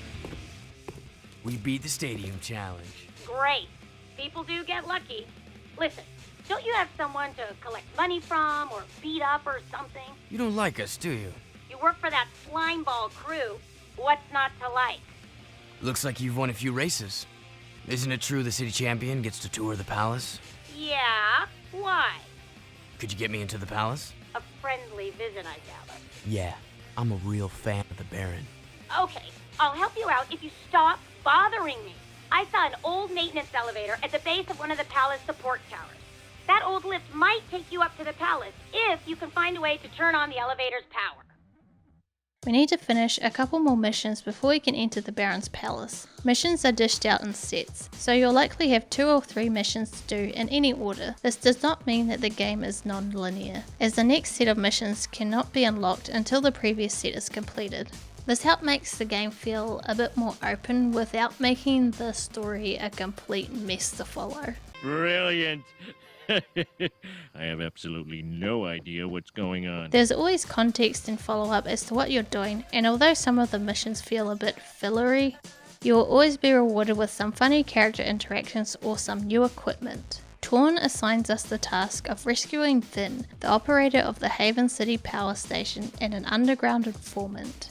It's during these missions where the game really starts to ramp up in difficulty. There are metalhead eggs all over the place and we need to use the turrets in the level to smash them all, but there are also flying metalheads to contend with, which can be a real annoyance. The first person shooting controls aren't particularly good. They're quite sluggish and they're also inverted, which was the norm at the time, but now takes some getting used to 19 years later. There are multiple spots where you must destroy eggs with the turret, and if you die at any point in the level, you have to start from the very beginning, but only kind of. For some strange reason, the checkpoint resets you to the beginning of the level, yet your progression in destroying the eggs is saved. So you have to go back through the level just to get back to where you died. It's just an odd use of checkpoints, and it doesn't get any better from here. This game lacks checkpoints, which is where the majority of the game's difficulty spikes occur. Some levels in Jak 1 definitely had the issue of poorly placed checkpoints, but at least in that game the level design was more open, so there was always something else you could go for if you were having trouble, and many of the challenges were optional. However, this is not the case for Jak 2. All the missions must be completed in order to progress. Jak 2 expects a lot more from the player. It doesn't just want you to finish the objective, it wants you to finish it well. If the game assigns you a time limit, it will be strict. If the game wants you to defeat a bunch of enemies, it's going to throw a lot of them at you. If you have to do some platforming, it's going to be over bottomless pits. Jak's health is another significant aspect in the challenge. In the first game, Jak had a maximum of 4 hit points, which was more than plenty given the number of enemies to contend with. and this game Jak has double that with a total of 8 hit points, which seems reasonable given the massive increase in opponents, until you realise that it isn't actually 8 hit points, because with the exception of some of the smaller enemies, most enemies will take away 2 health. That means you have roughly the same amount of health as in the first game, but you'll be dealing with far more enemies. But you might be thinking, given that Jak has guns, opponents should be much easier to deal with. No. Some metalheads require numerous bullets to kill and have ranged attacks, making it very easy to be swarmed. The Crimson Guards have the accuracy of stormtroopers, but they can easily catch you off guard, especially when they spawn off screen. All of these factors combined have resulted in an incredibly hard game. But is it too hard? Well, difficulty is a very subjective thing, and if you had asked me as a kid if it was too difficult, I would have definitely said yes. I'm going to be honest with you guys. When I first played this game, I really did struggle with it. I would get stuck in certain sections for weeks and it kind of soured my experience. So I can fully understand why people might not like this game because of the difficulty. But now that I'm older and not as horrible at games as I once was, allegedly, I think this difficulty is about right. Jak 2 is a difficult game, but it is also a really rewarding game. When you successfully complete a mission that you are struggling with, you truly feel as if you have conquered that portion, giving you a sense of relief as well as accomplishment. Torn has sent us on another expedition to the pumping station to assist an underground ally Ashlyn. Watching me take care of those metalheads was, pretty exciting. Wasn't it, Sugar? Hey! Sweet stripes! Give me them digits so I can look you up sometime! We'll party hard! Big city style! Tell Torn Baron Praxis is planning something big. I think it has to do with that symbol. What is it? It's the seal of the House of Mar, the founder of Haven City. We're being sent out on suicide missions to locate artifacts from the time of his rule. If curiosity's worth dying for, you can ask the blind old soothsayer in the bazaar named Onin. She might know something about all this. Here's my bazaar access security pass. Your name's Ashlyn, huh? We're even now. Wow! What a woman! Arrgh.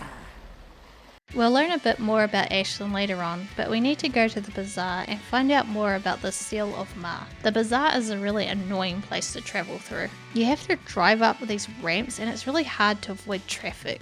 Also, a lot of the area is inaccessible by vehicle, so it must be gone through on foot or jetboard. If I had one! We arrive at the hut where we meet Onin, an elderly soothsayer, and her translator Pekka, who is a mix between a parrot and a monkey, I think.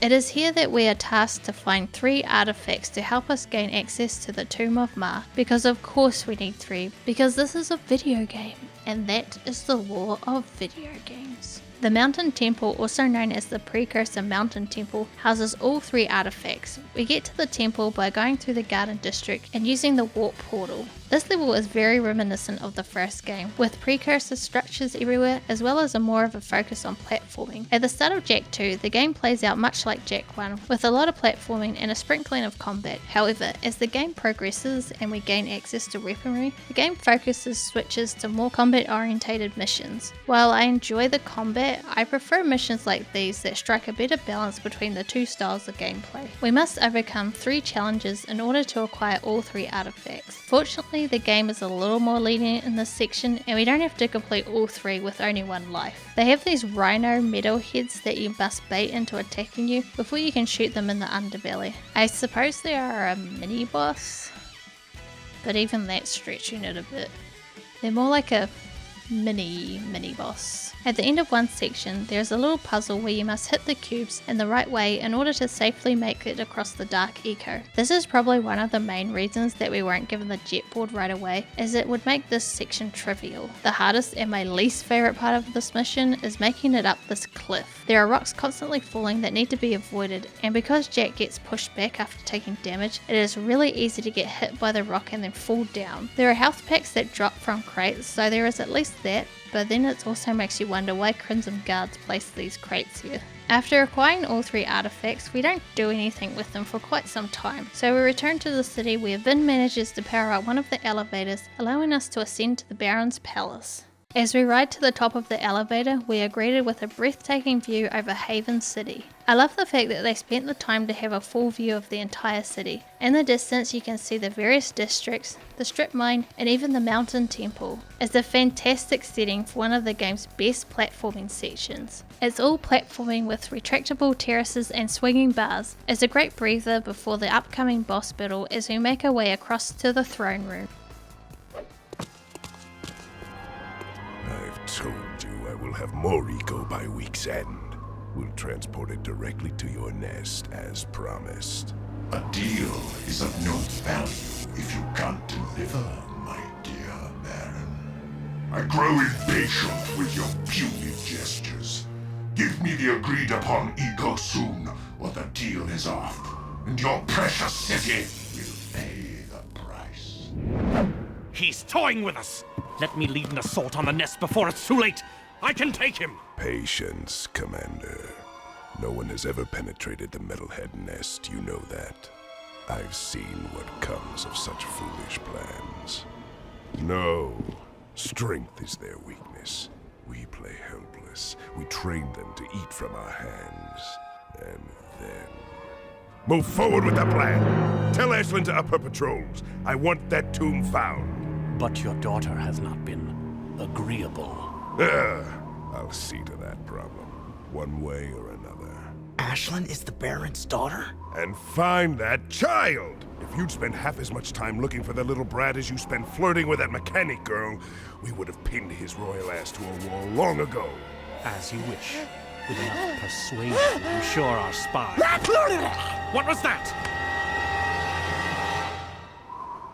This is our first fight against the Baron. There are 3 phases to this fight, because of course there is. During the first phase, he will simply fire at you, and you must avoid his shots. He is invincible until he needs to recharge his shield, at which point you can strike back. In phase 2, he will launch missiles at you. Then in phase 3, he will discharge these fiery tornado things, which are kinda hard to avoid due to their erratic movement. He'll also try to ram into you, which is a good time to counterattack. Once all of his health is depleted, he will fly away, and we can escape from the palace unchallenged. Before being dispatched back to Dead Town to halt the metalheads from attacking a sacred site, we undertake some busy work for the underground. We are handed a new weapon to assist us in accomplishing this. Vulcan Fury. It is powered by Blue Eco and has an exceptionally fast fire rate, making it ideal for an all-out assault on a big group of foes. It's also great for taking out flying opponents that are difficult to shoot at. Its main disadvantage is how quickly it depletes ammo. Even with the ammo upgrade, which increases the capacity to 200 rounds, it still runs out quickly. If it weren't for the ammo shortage, this would be the weapon I'd carry all the time. Fighting our way through the hordes of metalheads, we make it up to the sacred site and we find out something that most players have probably already figured out. Is that? No, it couldn't be. That's not... It's Samos's hut. But what? How? When? Where? Why? We're in the future, Dax. This horrible place is our world. After finding out this revelation, we return to the underground hideout where we finally get to meet the Shadow, who is, you guessed it, Samos, but younger. Jak and Daxter's reaction to seeing him is kind of dumb. They act as if this is the same Samos from the first game, despite the fact that they just recently discovered that they had travelled to the future, and he looks radically different. Anyway, Samos sends us to the forest to take out some metalheads, and it is here that we finally get the jetboard. It's odd that the jetboard is introduced early on, but you don't get to use it till now. When it comes to distributing equipment, the game does have a pacing issue. You get your first few guns very quickly, but the others come much later. I believe they decided that a lot of this gear, such as the jetboard, was too powerful for the earlier stages, as it provides you access to a lot of places. Remember the lurkers from the first game? Well, they have fallen on some really hard times, as now they are almost exclusively involved with the forced labour trade. You mean the slave trade? Yes. We'll be helping out a lurker named Bruta to free some of the lurkers. It's an interesting way to show how much has changed over time. The lurkers in the first game never really came across as big evil bad guys, but more of a workforce that just happened to be working for the villains. So it is believable that over the years that they would end up as slave labour, working in the dangerous mines around the city. In order to free them, we must track down the convoys that have them imprisoned and shoot them down. Then we just have to yell at them to get in the car. Get in the car! and take them back to an escape tunnel. While we were freeing their lurkers, the metalheads launched a surprise attack within the city walls. Fortunately, Ashlyn was nearby to assist us in repelling them. The metalheads are becoming more daring in their attacks, hitting deeper and deeper into the city, putting the city's defenses to the test. Because of everything going on in Haven, Samos, the one with the afro, asks us to accompany the small child to Core, who promises to look after him. Because of the amulet around his neck, they believe this youngster is the city's long-lost heir. The Crimson Guard are also after him because of his ties to the Ma family, so we need to take out waves of guards while protecting the kid. We arrive at the power station where Core awaits us. Samos told us to bring the kid to you. Thank you. I'll be sure to keep him close. Oh, sweet. Interesting. That insufferable mutt never liked anyone but the boy before. I guess I'm just good with animals. I hope we have enough eco to keep the metalheads at bay. During my travels in the deep wasteland, I saw some of the bigger ones. Awesome creatures. We saw a big one coming out of a rift once. He was ugly! I have some valuable information for you. The Baron is conducting an excavation at the dig. He is still looking for that ridiculous tomb. Frankly, I don't believe it exists, but you might as well go out there and disrupt his operation just in case. Knock down all the scaffolding at the site. That should set him back. Here is an air train pass to get you out there.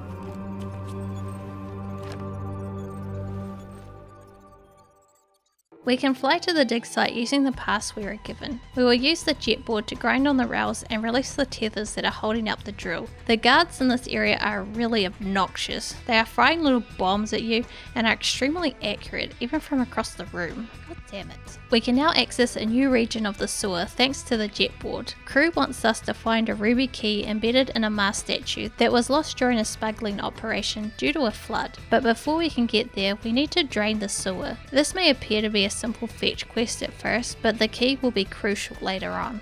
Whoa! Got it. Where would you be without me, eh, Dax? Well, Jak, I probably wouldn't be 2 feet tall, fuzzy, and running around in a sewer without a pair of pants. With all of the work we've been taking on around the city, we can finally return to the stadium and reunite with Kira. We destroyed Crew's cargo. Great! I'll send you a medal. Now, if you don't mind, I'm on a deadline, so scram. Are you always this difficult? Let me handle this, Jak. Listen, lady, we beat your stupid course, and we can outrace anybody in this city. Wait, that voice. Now, there's just 2 things you need to know. 1, we don't want to join your stinking race team. And 2, you just lost a date with Orange Lightning. Let's go, Jak. Daxter, it is you! Kira! Oh, I never thought I'd be so glad to see your furry mug. And Jak, you look different. It's been a tough ride. The Baron pumped our boy here full of dark eco, and it did something to him. Now he's got super moves or something. And a few anger issues as well. I've been looking for you guys forever. And planning a way to get us back home. Somehow that rift took us far into the future. I've calculated the time displacement, and I found think your I've got father. Well, sort of. Working with the Underground, fighting the Baron. But he's, What? You need to go see him. And I need to get to the Baron. You could try to win the Class 1 Racing Championship. The winner of that big race always gets to meet the Baron in the palace. But you have to qualify by winning the lower class races. There's a Class 3 race starting soon. You can drive for my team. But Jak, we should think about getting out of here. I don't like this place, and some of the people are creepy. Jak, my boy, I need that ruby key you found, eh? A special client has requested it. Sorry about that, Crew. I must have forgotten. Right. Oh great, driving. My favorite. Fortunately, the knife's controls are quite robust. You can accelerate, brake, bunny hop, and collect boosts along the tracks so you can boost. You can hold up to 3 boosts at a time, but you have to be really careful where you use them, as hitting a wall at too high of a speed will cause you to and even just damaging your vehicle puts you at a significant disadvantage, as it will slow you down quite a bit. The more damaged your vehicle, the slower you will go. The other races are not immune though, as they can take damage and even explode. The AI races are quite aggressive, and they will push and shove you all over the track. The best tactic is to hang back at the start of the race and pass them by using the shortcut. The shortcut is quite risky, as if you don't jump and then boost at the right time, you will... There are 5 laps you need to complete, so there is plenty of time to catch up, and if you get far enough ahead, you won't need to take the risk of using the shortcut for every lap. When is this city gonna provide some challenge, huh? Hey, I watched your race today. You were pretty amazing out there.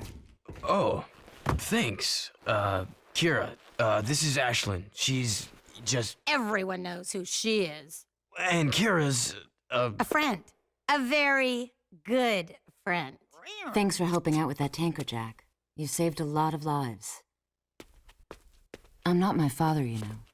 Ever since I was a little girl, I've looked down at the city streets from that ridiculous palace and imagined a better place. By the way, they're hunting for you. I'd watch out for Errol. I can't protect you from him. Whoa, she's a Betty. And she likes you, Jak. Not that I can account for her tastes. I bet you'd love to pin some medals on her chest, huh? What? What'd I say? What did you say, Jak? You gotta love the drama of teenage romance. Now all of the main players have been set up. We need to win all of the races to gain access to the Baron's Palace. There is also the issue of locating Mars' tomb and gaining access to it before the Baron. Then there is Crew, who is definitely up to something, we're just not sure what quite yet. We need to do a few more missions to aid the underground while also sticking it to the Baron, which is always nice. The Seal of Mar has been torn into multiple pieces, and we must find all of them in order to open a door in the mountain temple that will lead us to Mars' tomb. We have retrieved some of the pieces, but we still need to find a few more to complete it. And it's in this collection quest where we come across one of the most infamous missions in the entire series. And for those of you who have already played this game, know exactly which mission I am talking about. Remember Bruta, the lurker we helped out earlier? Well, he has a reward for us, and it's a piece of the Seal of Mar. Sounds great, and all we need to do is pick it up, and then it begins. This mission is the most frustrating, out of the blue, difficulty spike, rage-inducing moment in the game. Crimson Guards will descend upon you, and there is just way too many for you to fight off. If you try to fight them off, you will die over and over and over again. What you need to do is jump on the jet point and navigate your way through the army of guards to the other side of the district. It's really difficult to control the board because of the uneven terrain and the fact that you're being shot at the entire time. Also, hitting a guard will slow you down enough that the other guards will be able to catch up and start attacking you. But if it's so hard to travel along the wooden platforms, why not just travel along the water? Which would be an excellent idea if it wasn't for the fact that just touching the surface of the water is an instant death. This is the worst mission in the game. It comes out of nowhere and is extremely frustrating. Years ago, when I played this game for the first time, this was the mission that stopped me from playing the game for weeks. I just couldn't get past it, and like I said before, all missions are mandatory. There is no way to skip any of the missions. Even playing this again for the retrospective, I had a lot of trouble with this section. We finally make it across, and now we only need one more piece in order to complete the Seal of Mar. We can get the final piece from Onan by playing this short mini game where you just have to press the correct buttons before they fall off screen. It's pretty easy, but I don't really get what it has to do with Jak showing his brains, as it isn't really a logic puzzle. It's more just testing your reaction time, but I guess it's fine. Better than any other fucking mission. Behold, the Seal of Mar is now complete. Onan says the 3 artifacts you retrieved from the mountain temple are relics from an ancient light tower. Old songs tell how this light tower once shined down on the actual site of Mar's tomb. I sing one of these songs for you. From the mists of time, Mar's light would shine. Whoa there, Iron Logs. Just tell us what we need to do. Cretins with no taste, huh? Puh. You must take the 3 artifacts to Mars Gate. Only then will the light tower rise and reveal the tomb. Returning to the mountain temple, the seal is used to open the door, which really makes you wonder why they couldn't have just used a zoomer or something to fly over it. Stop talking about it. Jak and Daxter use the artifacts collected from the temple to power up the light tower, revealing the location of the Tomb of Ma, located just south of the Baron's palace. You did it, Jak. You actually found Ma's tomb.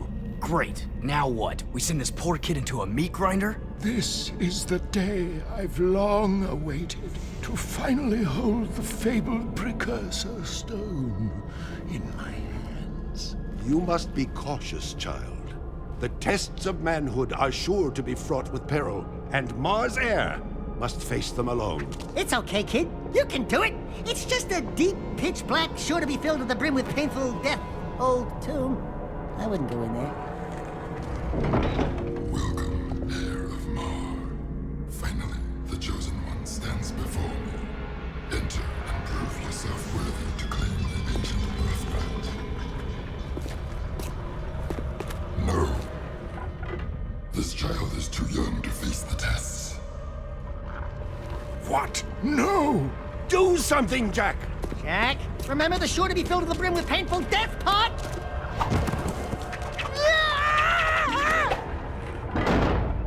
Great tree limbs! He's going to face the tests. No, he's gone to his death. Freeze! The Tomb of Ma is said to be the final resting place of Haven City's legendary founder Ma, and also the location of the last Precursor Stone. Baron Praxis has spent many years searching for the Tomb of Ma in order to acquire access to the stone, which he believes can be used to destroy the metalheads. To gain access to the stone, we must pass 2 tests of manhood. The first test will lead us through a series of chambers, each with a unique set of challenges. Memory games, for example, will require you to hit the correct bugs. By diving down at the correct time, you can swim through the electrified water. A platforming challenge in which you must jump on the indicated tiles, followed by another memory matching game in which you must match the sounds. Passing the test will take you to a button that will activate a laser. In order to open the door, we will need to activate both lasers, which requires us to complete the second test. This section contains one of the game's best platforming sections. To complete the challenge, you must make your way across the platforms, timing your jumps and swinging accurately. This segment is a welcome diversion from the combat and vehicle missions we've been completing up to this point. It makes me wish that the game had more sections like this. While I enjoy the other gameplay features, the platforming is by far the best, thanks to the excellent jumping mechanics and level design. After you get through the first enormous room, Daxter will try to lift a large rock that is obscuring your path, but this will trigger the boulder to roll after him.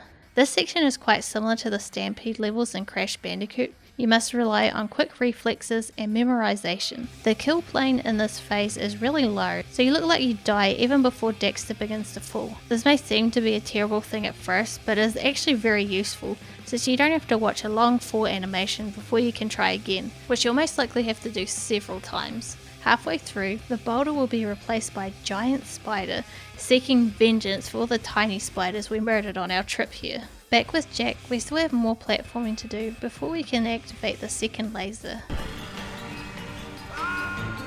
We can then make our way back over to Daxter once the doors open. Daxter, there you are. What happened to you? I had a hairy experience, no thanks to you. Welcome, young warrior. Many eons have passed since our hope burned so brightly. Today you have proven yourself worthy to receive Ma's legacy. He's talking about me! Thanks, your holy statueness. This tomb wasn't so tough. What you are about to receive contains grave power, and with it comes grave responsibility. Eons ago, the Precursors waged a terrible war with the Horoquan, those dark creatures you refer to as Metalheads. Driven by their dark leader, the Metalhead Legions destroyed our great civilization, and now they swarm the universe unopposed, looking for the last relics of our power. Ma tried to hide the Precursor Stone in this tomb to protect it from them. It is our last hope, and you were chosen to keep that hope alive. I think you got me confused with someone else. I just want the stone. It is time to fulfill your destiny. Behold. Wow! Let's get the goods. Fools! You brought me right to the stone. pitiful underground friends were no match for my guards above. Now I will gain the power I need to crush my enemies. And after claiming the stone, I'll begin with you. Abomination. The Precursor Stone was not meant for you.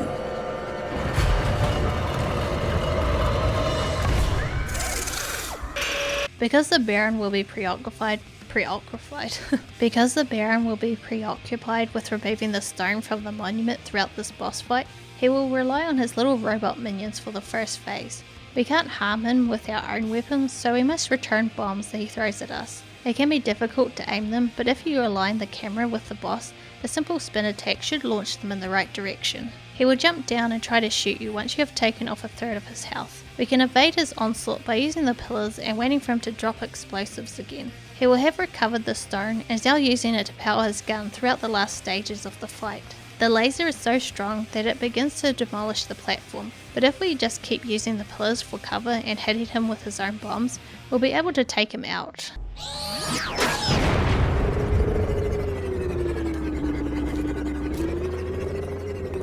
Nice try, but the stone is still mine. Don't worry, I will use the stone to its full potential. Soon all who oppose me will be destroyed by its power. Despite Jak and Daxter's greatest attempts, Baron Practice escapes with the Precursor Stone. We return to the underground hideout where Torn admits that he was the one who informed the Crimson Guards about the tomb, due to the Baron threatening Ashlyn. To be honest, I had actually completely forgotten that Torn betrayed us. I assumed that the Crimson Guards had simply followed us in. I mean, the tomb's door was blown open by a massive ray of light. It's not like the Crimson Guards would be able to miss it. Our next objective is to infiltrate the Baron's fortress, where Jak was held captive for 2 years. Our friends are imprisoned there, and we must free them if we are to have a chance at reclaiming the stone. The fortress is yet another really hard section. We have some yellow Crimson Guards. Yellow Crimson Guards? Does that make sense? Yellow Crimson. Anyway, there are guards in yellow and they have way more health than the standard guards. You have to get through this really bullshit section where a bunch of them will be shooting at you. If you just try to take them out from the other side of the room, it will just waste your ammo because they respawn infinitely until you make it to the other side. There are turrets that you need to jump across without getting shot, flying enemies to take out. This place is a real marathon event with a bunch of ways to die, and no checkpoints.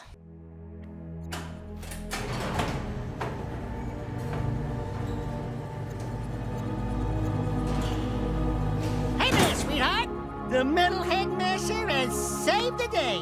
Oh, and I let Jak tag along too. Oh, my little hero. Samos, are you alright? What took you so long? I added 6 rings to my trunk waiting for you two to get me out of here. Great yakkow horns! What happened to you, Jak? Wait a minute! You're you! I mean, the other you! I mean, you know what I mean. Yes, it appears I have an older time twin. Great grass grubs. I can't believe what a cranky old log I become. 2 Samos the Sages. Ah, Jak, they're multiplying! We need to find the kid pronto. What are you talking about, old growth? The kid already opened the tomb. Our top priority should be to disrupt the Baron's forces. Oh, look who thinks they've sprouted. If you were half as wise as I am, you'd know that the proper course of action is to find the kid. Listen, you old dried-up leaf. I run this outfit, and I say we go after the Baron's forces. Do we have to separate you two? Vin's activating the warp gate. We need to get out of here now.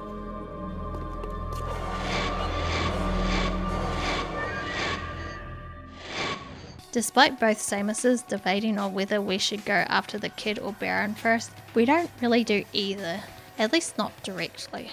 While the game's story is incredibly engaging, it does have pacing issues. Many of the missions feel like busy work, they don't really contribute much to the main objective. We return to the sewers for another job for crew before heading to the Class 2 race. We have been assigned the responsibility of escorting a group back to the Mars statue, another escort mission. Yay!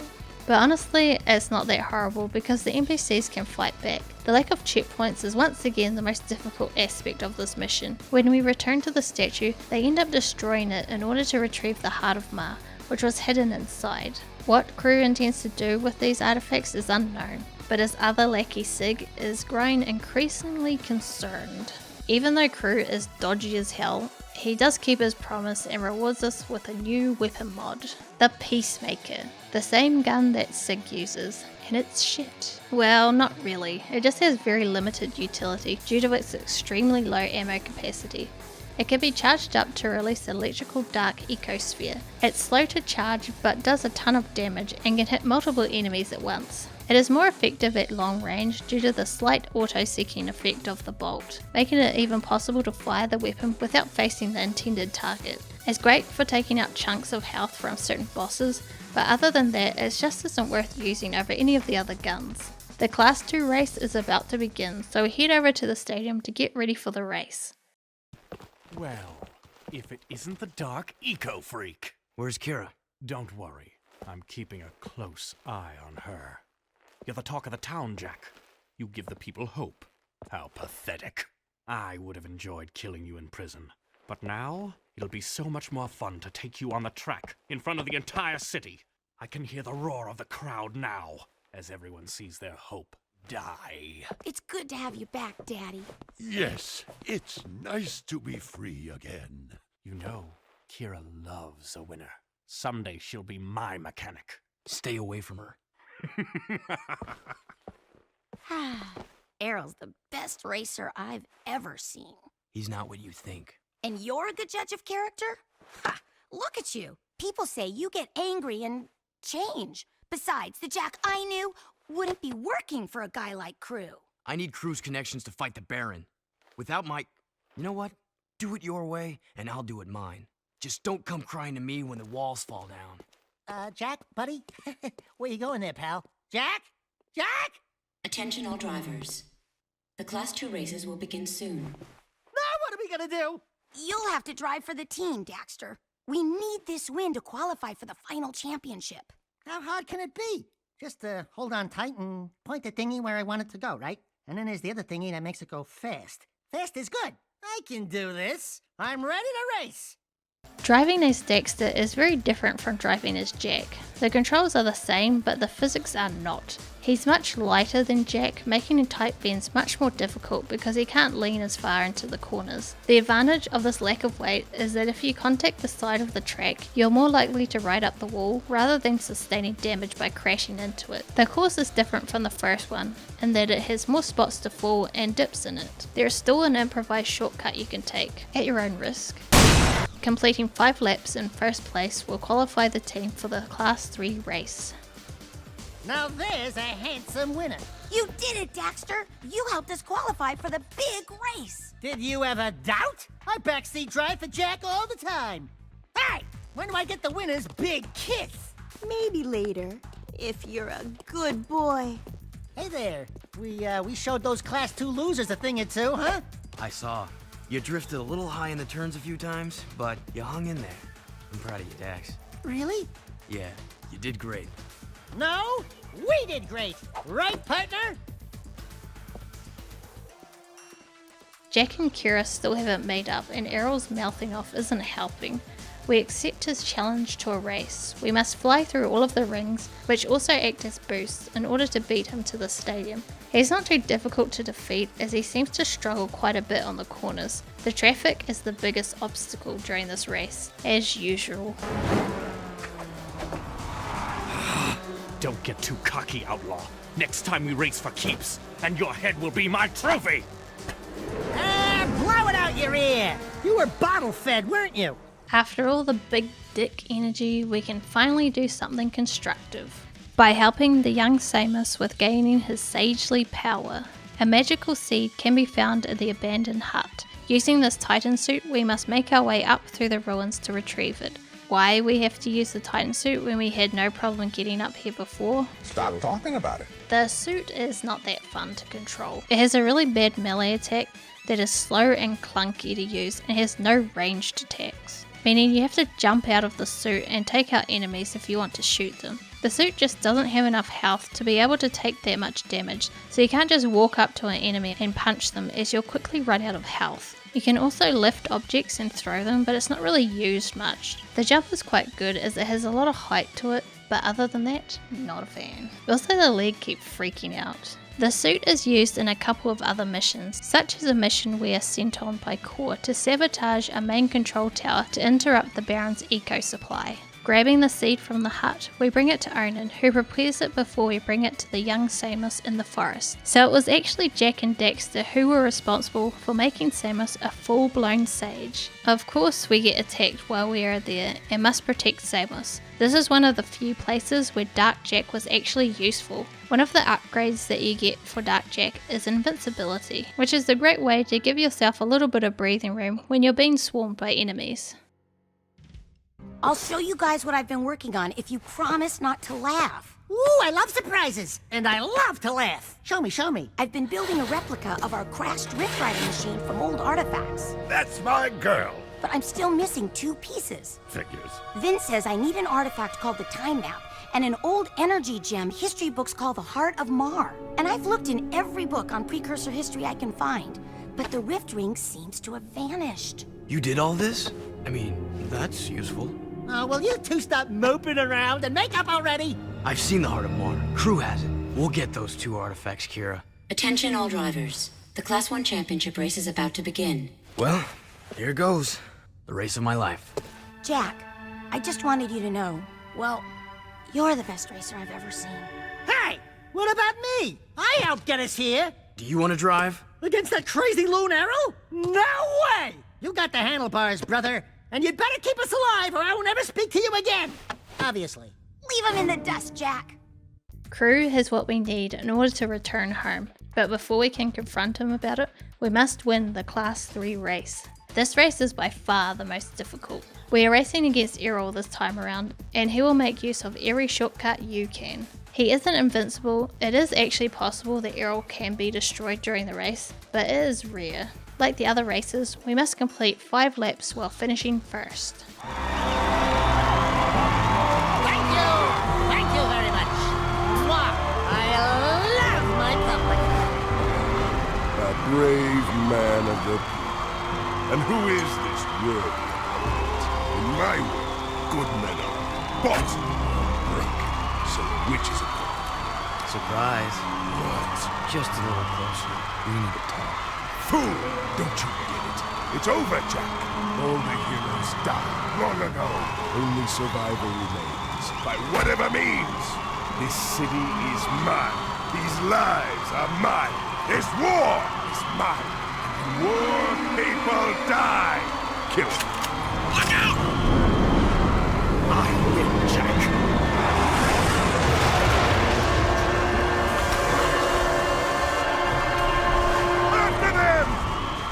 Errol has forever slept himself. Or has he? The entire Crimson Guard is now on our tail, but because we won the race, we are still granted admission to the Baron's palace, which begs the question of why the Baron would tolerate this. Perhaps it's a trap? We can easily lose the guards, and while we're on our way to the palace, I'd like to discuss the music in this game. Jak II has dynamic music that changes based on what is happening in the game. When Jak draws a weapon, the music grows more intense, and it becomes even more intense during combat. Even getting inside a vehicle changes the tempo. In terms of the music itself, I am not a fan. While the compositions and the cutscenes are properly suited to what is happening, none of them are particularly memorable. The in-game soundtrack is extremely repetitious, with few standout tracks. It makes sense because many of the missions take place within the city and have similar soundscapes, but it doesn't really help any of the music stand out. This is not a soundtrack that I would listen to outside of the game. I shouldn't have trusted you. Back where we started, huh? Don't play with me. All along you've been trying to undermine our war with the metalheads. Whose side are you on? Listen, Ashlyn, your father's planning something terrible, and if... My father can destroy the metalhead armies once and for all. If he cracks open the Precursor Stone, the explosion will kill all of us. Don't you get it? That's right. Not so hard, huh? Even I can figure this one out. Don't you move. Vin, come in. What? I've got my hands full here, you know? You know all about the Precursor Stone myth, right? Sure. I did my economic energy doctorate on Precurian theoretical physics. Why? What would happen if the Precursor Stone were to be, say, violently cracked open? Great. As if I didn't have enough to keep me awake at night, you give me one more thing to dread. Thank you very much. someone actually had the stone. According to my calculations, a runaway eco surge attacking Melbourne would theoretically destroy everything. Everything? All things. Every single thing. Now, if you don't mind, I'm gonna go throw up. Bye-bye. Trust me, Ashley. We have to stop him. I'll try to find out more. But right now, my father is meeting crew at a secret weapons factory near the dig. Here, that's my top-level security pass. It'll get you into the factory, but it won't get you back out. We never had this conversation. During the Metalhead Wars, Baron Practice created the Dark Warrior program, which required the capture of innocent civilians in order to undertake dark eco experiments on them in an attempt to make them into elite fighters. This is the program that gave Jak his dark form at the start of the game. The Baron eventually declared the Dark Warrior program a failure, prompting him to implement his final plan, and it is this plan that we're attempting to thwart right now. Using a piercer bomb to crack open the Precursor stone should release enough energy to wipe out the entire Metalhead race once and for all. At least that's what the Baron believes. However, smashing open the stone will completely destroy everything. The Baron has contracted crew to create the piercer bomb at the weapons factory, which we must descend. Not only are weapons being developed here, but also robots. With moving conveyor belts and pools of toxic green sludge to fall into, the factory is rather hazardous to navigate. Reaching the top, we find the lump of lard himself. I knew you were special when I first met you, Jak, and I commend you for making it this far. We've come a long way, eh? Yeah, I'm getting real teary-eyed. I love weapons. I love how they look, how they feel, even how they smell. I think you need serious help. My favorite was the impossibly powerful weapon Ma built to blast open the Metalhead nest. Poor fool died before he could use it. Ah, well. But I have a new favorite. The piercer bomb I've just completed. My masterpiece is powerful enough to crack open the Precursor stone and release the untold energy inside. As soon as the Baron shows up with the stone, we'll hide it in the last shipment of eco and deliver it to the Metalhead nest. A surprise dessert, eh? Just take this gun upgrade and forget what you saw here. Not this time, crew. I'm through being your hired gun. Then it's war, isn't it? Finally, we get to stick it to his disgusting fat ass. The boss fight against crew is very straightforward. He'll spawn these little green clones of himself that we need to destroy before the real crew will descend down so we can shoot him. Oh, and ignore these beams of yellow light, that's just the emulator freaking out. They can't actually damage you. The Peacemaker works great against him as it takes out a decent chunk of his health. There's also a guaranteed ammo drop on the side of the arena. Just rinse and repeat until his health reaches 0. Is it too late to give my notice? Yeah, we quit. The city is already dead. I've sold you all out. Jak, I think maybe we should be anywhere else just about now. Ashley. We're out of here.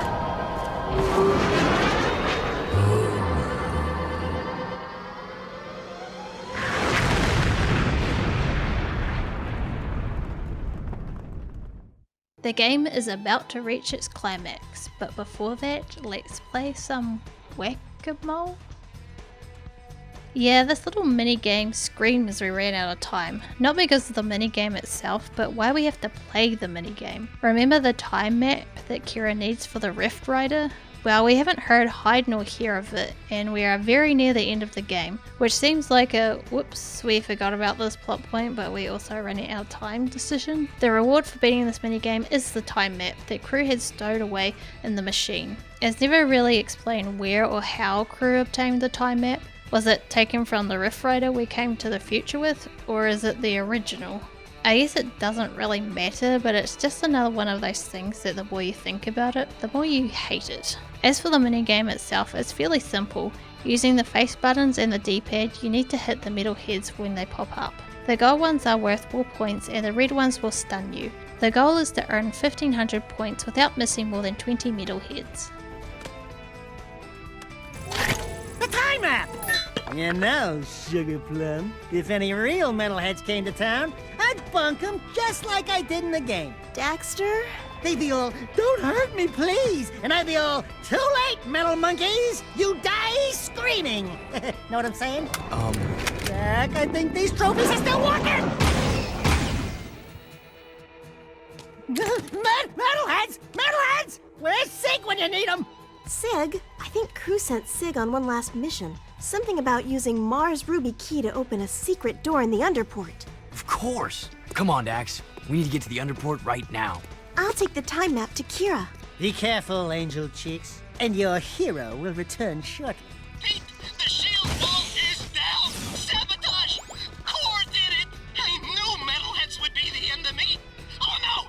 Metalheads are at the door! They're breaking through! Too many of them! Jak!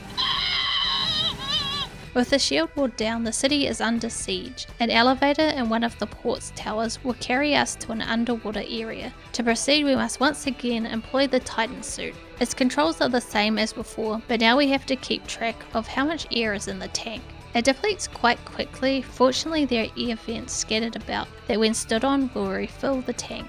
There are underwater mines that you need to avoid. Then there are these large Lovecraftian looking metalheads that are a pain in the ass to take out because of the suit's piss poor melee attack.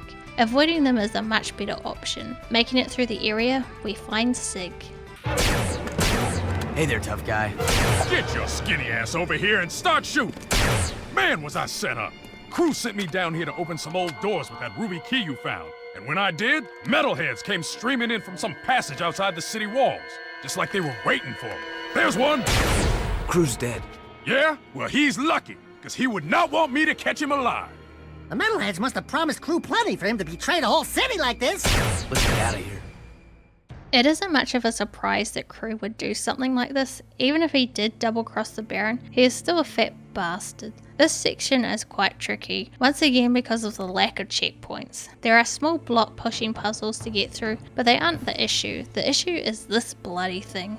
This is made difficult by the camera perspective. With the camera so far back, it's difficult to judge the distance you need to jump. There are 2 segments to get through and has to be done in one go. After many attempts, we make it to the end and... Oh. Back on the surface, we meet up with Kira near the stadium. We have all of the pieces needed to travel back in time, apart from the rift gate itself, which according to Samos is located within the Metalhead nest. Yay! We have our lurker buddy Bruta give us a lift with one of his balloons to get the Rift Rider to the nest. Unfortunately, they are an easy target. Therefore, we have to guard both Samoses while they load it onto the balloon. We'll need the power of the Precursor Stone, which is still in the Baron's possession, to obtain entrance to the Metalhead nest. Making our way into the construction site, we are intercepted by Core. Core, what's going on? I'm sure you know. Deep down in your darkest nightmares. We've met before, remember? Everything's going exactly as planned.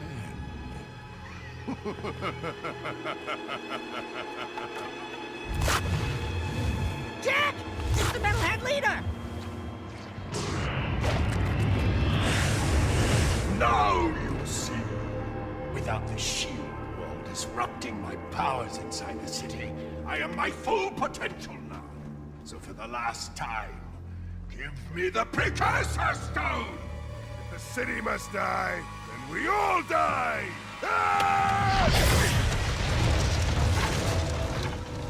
I will find that stone if I have to crush this city one brick at a time! You are the supreme weapon, Jak. And I made you. Still, any leader worth his salt always has his backup plan. Remember, the first rule in making a bomb is to always make 2. No, okay, I'm going in. Man, what a mess of junk in here. All jumbled coils and switches. Oh, should I unhook the blue wire? Wait a minute, are Otzel's colorblind? Let me just break a few more things and see if anything pops loose. Boom! Gotcha! Like candy from a baby.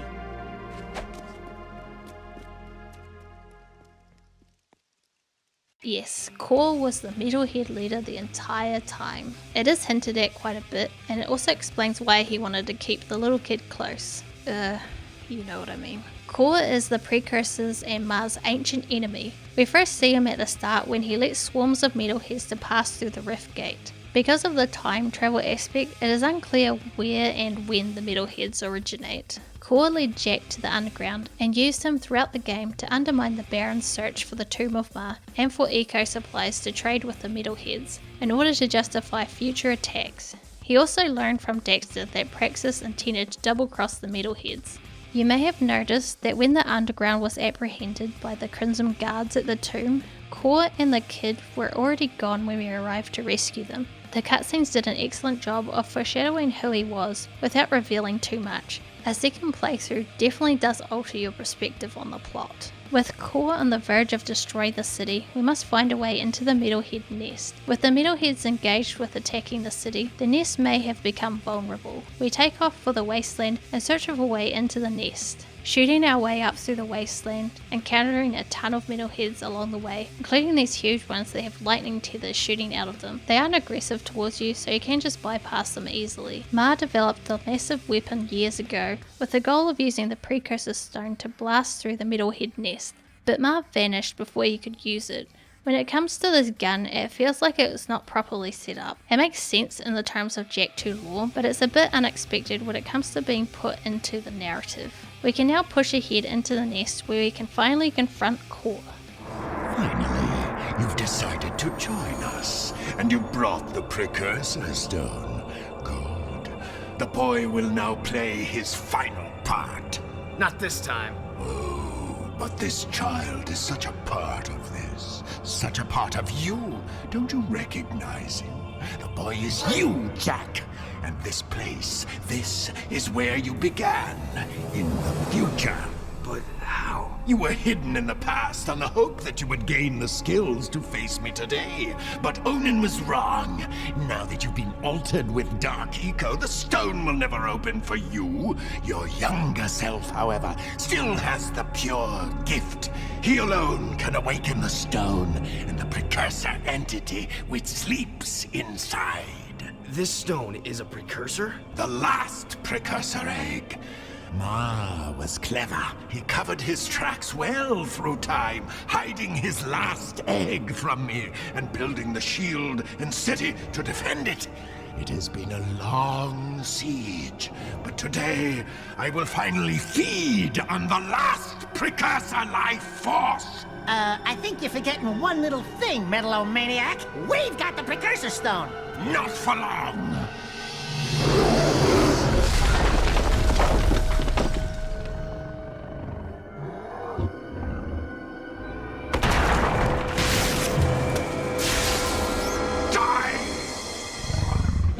Core is a gigantic metalhead who towers over the other metalheads. He has the ability to fly, hang himself from web-like beams, shoot Dark Eco, slam his body down to generate a Dark Eco shockwave, and spawn metalhead stingers from his back. Defeating Core requires a delicate balance of eliminating smaller enemies while still inflicting damage to him without becoming overwhelmed. He'll be launching Dark Eco blasts at you all the time, so keep moving. You can destroy the eggs before they hatch, which will aid with crowd control. Reducing his health by 1/3 causes him to create more powerful flying metalheads, but if you just keep moving and shooting, you should be able to take them out without too much trouble. Core will jump down onto the ground and aggressively chase and shoot at you during the final phase of the fight.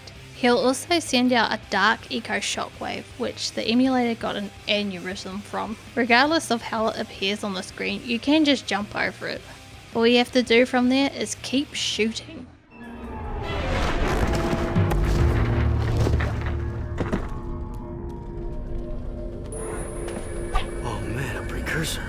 It is finished. Our ancient enemy is no more. Take hope, brave one. The terrible darkness inside you is now balanced by a glorious light. We will meet again. We haven't much time. I've set the coordinates back to our village. Let's go home, everyone. But we are home. Kira, I'm afraid your Rift Rider must be used to send young Jak here to a place where he will grow up, safe from harm. He must become old enough to complete the destiny he has fulfilled today. Wait a minute. It's you. I mean, it's me. I have to take him back and watch over him, don't I? Ah, grub roots. Talk about being in the wrong time at the right place. Hey kid, you take care. Oh, and trust me on this. Stay away from any wumpy nest on your 9th birthday, okay? I sure hope I built this replica right. I don't know if it... It's perfect, Kira. This is the very machine we found, or will find later. What? I just built this. After seeing the first one, I mean. It's based on what I remember from before. Honey, the more you think about it, the more it hurts the head. I'll take good care of the child. And don't worry. I'll be back in time for the celebration. Farewell. Thanks, Amos. Without you... It's funny. The boy won't remember any of this. No. I do remember the light. Your transport is ready, milady. Thank you, Captain Bruder. Come on. We'll be late for the party at Daxter's new place. I've got so much work to do. Besides, it's not my thing. Ten hut! As the new governor of this city, I ordered the commander of the New Crimson Guard to escort me to an official function. Is that understood? Yes, sir. Yes, ma'am. You can start rebuilding the city tomorrow. Tonight, we get to celebrate with our new friends. Besides, tough guy, I'm dying to see you dance. Not likely.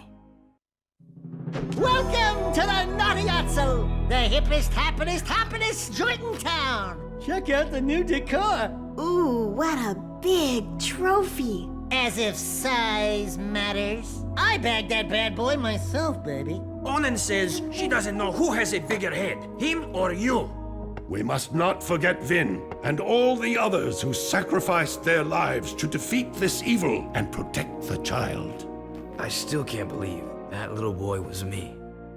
Better times, huh? You miss him, huh?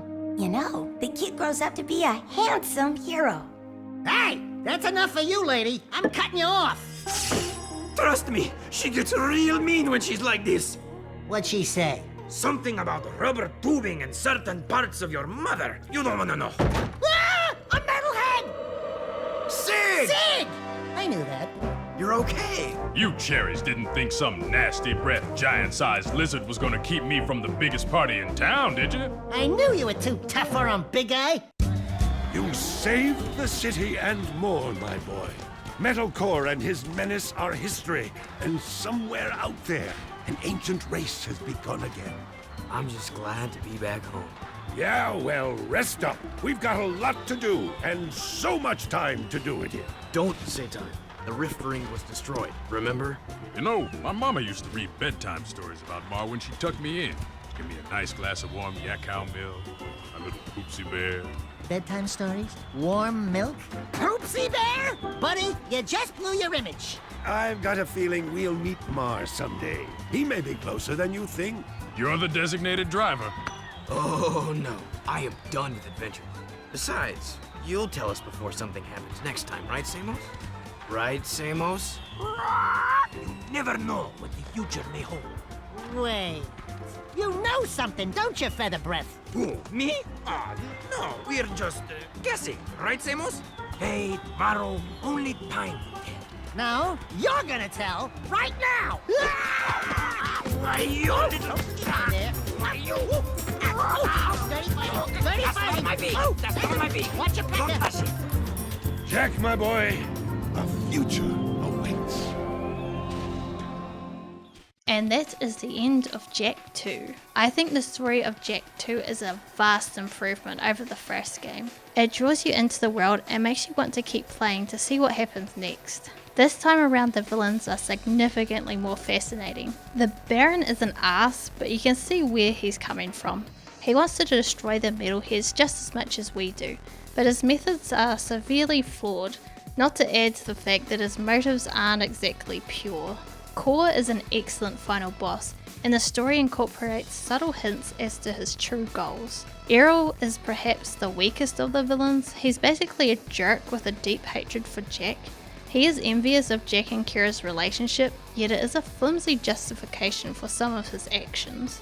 And the highlight, or perhaps the lowlight of the villains, has to be Crude. Even when he has given you all of this equipment and upgrades, you still can't help but hate the guy. He's just so disgusting and sleazy. Both the returning and new supporting cast members are excellent. I'm not a fan of the love triangle cliche they used for Jak and Kira's romance, however it did allow Daxter to have some of the best lines in the game, so I ended up enjoying it quite a bit. Time travel narratives are notoriously difficult to do right, however I believe they did a good job with this one. It's not to suggest that they aren't some things that don't make sense when you think about them. For example, if Kira is Samus's daughter, why doesn't she travel back in time with them? She should have been born by now, as she is only a year younger than Jak. She is never stated to be his biological daughter, so she could just be adopted. But this sort of stuff really doesn't matter when it comes to the grand scheme of things, as the whole storyline is very paradoxical. It doesn't focus too hard on the time travel aspects, and it's more focused on the characters' interactions. It's just interesting to consider that Jak 2 occurs both before and after Jak 1. Despite some of the story feeling rushed, overall I loved it, and in my opinion this is the strongest in the series. Jak 2 was a significant divergence from its predecessor. It keeps its excellent platforming mechanics but places less emphasis on them. Instead it chooses to spice up the gameplay with shooting and vehicle elements. Whether you enjoy these added changes is subjective, but for me personally I would have preferred if they focused more on the platforming aspects rather than the shooting and vehicle aspects. When I was younger, I kind of held a bit of a grudge against this entry, thinking that it was too hard. I'd want to play through the trilogy, but I'd almost always give up on 2 halfway through, or skip it entirely and move on to Jak 3. The difficulty was a huge hurdle for me when I was a kid, taking me weeks to get past certain sections. Replaying this game today, however, I found the difficulty to be about perfect. Although there were a couple of sections that still gave me a bit of trouble, overall the challenge paired with the excellent controls was an absolute joy to play through. Jak 2 has a great story and great gameplay. It's just a great game, but can Jak 3 stick the landing for this trilogy? You know what I really miss? Soft underpants. You know how it lifts and cradles? You wouldn't understand.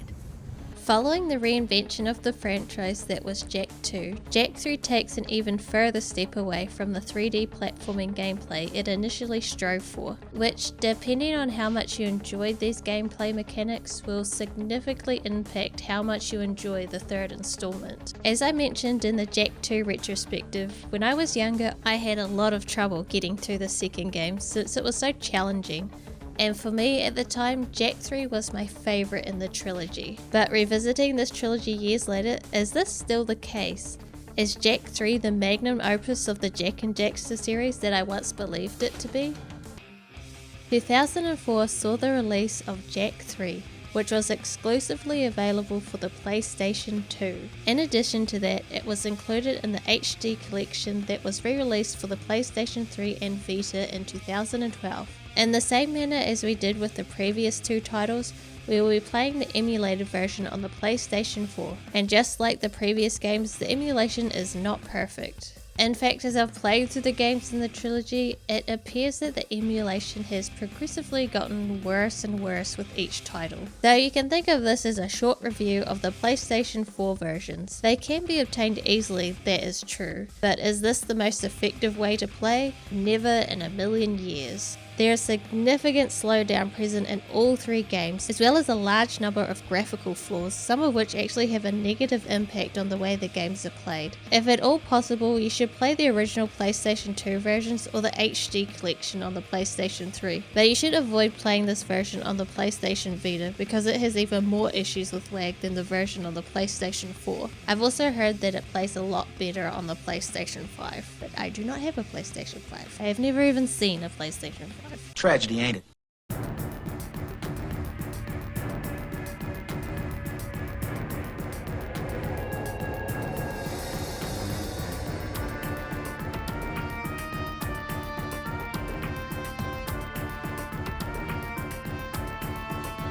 The storyline of Jak 3 takes place around a year after the events of Jak 2. Jak has been banished to the wastelands by the corrupt Count Vega. Who is Count Vega, you might ask? That is a fair question to ask because the game loves to act as though players should be familiar with who he is, but the truth is that we aren't. As it turns out, he is a member of the Grand Council of Haven City, which is the committee that came to the conclusion that Jak was to blame for the war that is currently raging within the city. Haven City was plunged into chaos when conflict broke out after Core and Baron Praxis were defeated. The Freedom League, which is the successor to the Crimson Guard and is currently led by Ashlyn Praxis and Torn, has been under attack by the remaining metalheads as well as the newcomers, the KG Deathbots.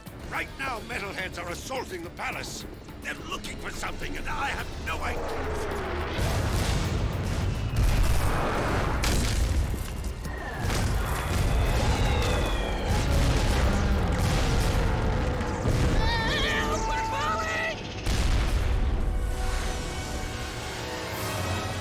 Over here! Jump!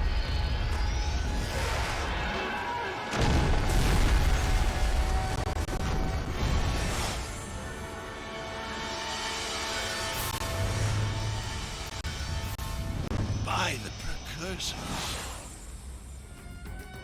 In spite of Ashlyn's protests, Jak is left behind in the dangerous wasteland. Jak searches the desert with the assistance of Daxter and Pekka, as well as a beacon that was given to him by Ashlyn. Eventually, Jak collapses. Right. Good plan, Jak.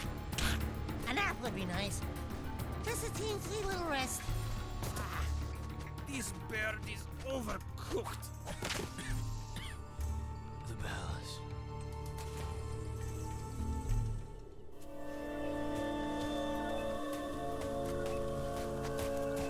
Looks like we found some live ones.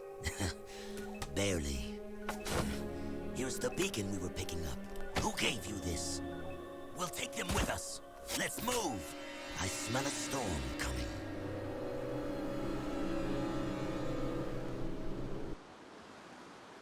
And that brings us to the beginning of the game. I must say, this game has a very strong opening. It provides those who may not have played the previous title with a brief introduction of the main players of Jak 3, as well as filling in the short time skip from Jak 2 for the returning players. The biggest weakness to this opening is definitely the introduction of Vega. The game acts like we should know who he is, and it can be more confusing for returning players, because it really makes you think that you've either missed something important or you have forgotten important plot points from the last game, as Vega is not mentioned in Jak 2 at all. Now of course his character does get more development as the game goes on. It's just one of those downsides you get when you introduce the character so early on.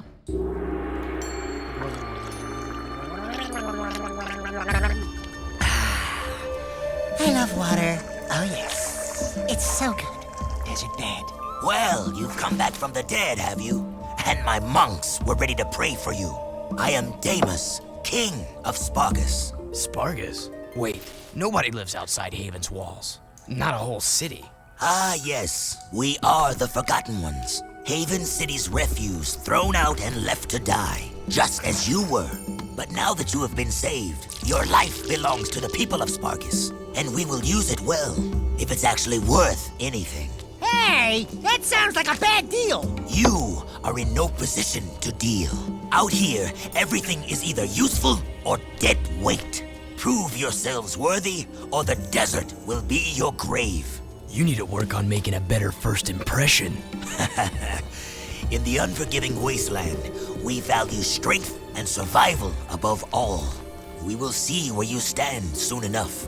Complete your training, then enter the arena. Just the bravest crawl out and are allowed to stay in Spargus.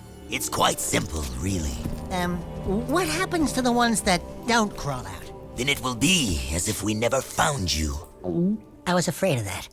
The first level is a straightforward tutorial that serves both to orientate new players to the game's fundamentals and to refresh the memories of experienced players. As you make your way around the level, collecting all of the glowing orbs, Pekka will explain how to use the controls to progress. Because Jak's controls and movesets are identical to those of the second installment, it should come as no surprise that they are excellent. They are incredibly responsive and feel great to perform, thanks to the fluid animations. The presentation hasn't changed much from the last game. The animations both during gameplay and in the cutscenes are fantastic. They hold a nice balance between comedic and serious tones. The music once again is very lackluster. It's not very memorable and is outshined by the rest of the game's elements. When all of the orbs have been collected, a pedestal will rise up from the lava that will lift us up to Deimos. The candidates have won the challenge. That's right, we did! You haven't forgotten what I taught you, Jak. Anyone can make a few measly jumps. Now let's see how you rate against the living. Readjust the matter formers. Prepare the arena for full combat. Prepare the arena for full combat. I just said that. I know, I was just adding, you know, how you do the thing with the... Anyway, prepare the warriors. You mean we have to fight against actual people? With actual weapons? Who actually want to hurt us? Fine, bring them on. All right, that's it. I want to be on his shoulder. We're given access to a weapon from the get-go, the scatter shot. It has the same function as in Jak II, being great for up and close encounters, but it won't always just serve this function, as we will see a little bit later on. So far, the gameplay systems introduced have been pretty much identical to the second installment. Unlike the transition from Jak I to Jak II, the core mechanics of Jak III aren't so different from that of its predecessor, at least when it comes to the basics of the gameplay. One clear difference that is apparent is the change to Jak's health and eco meter. The green dots wrapping around the rim of the circle represents Jak's health, but as of yet they do not wrap the whole way around. That is because in this game your health can be upgraded. Yes! For those of you who watched my Jak II video, you'll know that the lack of health is one of the issues I had with the difficulty of that game, and it's great that this game has addressed it. But there is a bit of a downside to this that I'm going to go into detail a bit later on in the video. The yin and yang components are the dark and light eco meters. Yes, light eco does make a return. Dark eco allows Jak to turn into Dark Jak and unleash dark attacks that we will learn throughout the game. Regardless of how much dark eco you have, Jak can always transform. Dark eco can be recharged by collecting dark eco orbs, which can be attained via breaking open ammo crates, beating specific enemies, and standing on dark eco vents. The other side has light eco, which we will discuss in further depth after we acquire it. Collecting light eco orbs will refill the light eco meter. They can be dropped by enemies, but this happens very rarely. The only other way to replenish it is to stand on light eco vents. When there are just 5 enemies to fight, the game will transform Jak into his dark form. After we defeat the last fighters, a platform will appear, bringing us back up to Deimos.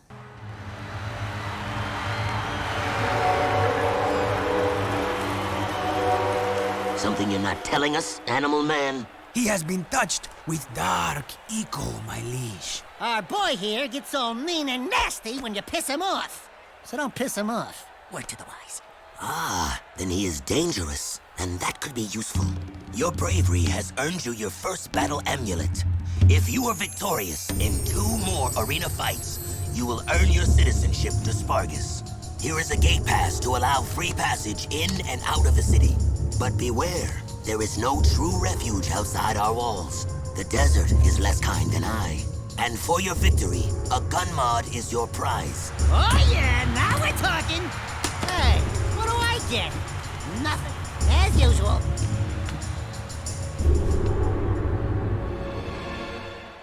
We are already rewarded with our second gun mod, the Blaster. It works just the same as in the last game. It's a great all-around weapon with plenty of ammo. As we are leaving the arena, Cleaver approaches us. Cleaver is the guy who runs the place. And he is a dick, but he does own cars though, so there's that. He wants us to catch some lizards that have gotten into the storeroom. We get to ride a leaper lizard to run around the city to catch and eat them. I love the leaper lizards. They are essentially the Flup, but not as pretty.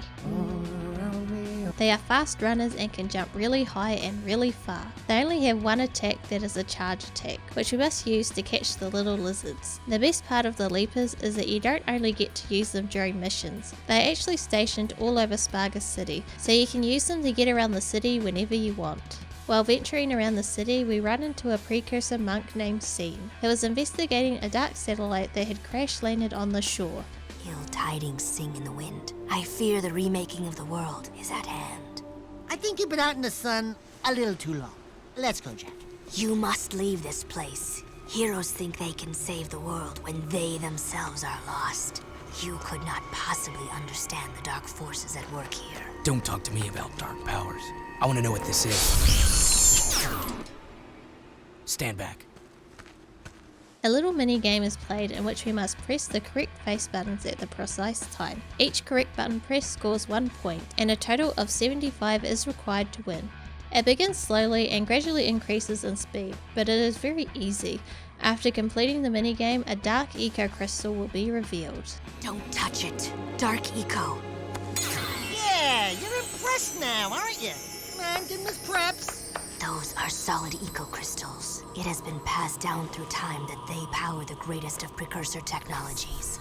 Strange. It speaks an ancient dialect, the earliest precursor forms. Something about reclaiming this unfinished world. Those look like coordinates, like the ones from... It is picking up a very powerful signal. I don't think we're gonna like what this thing is yapping to.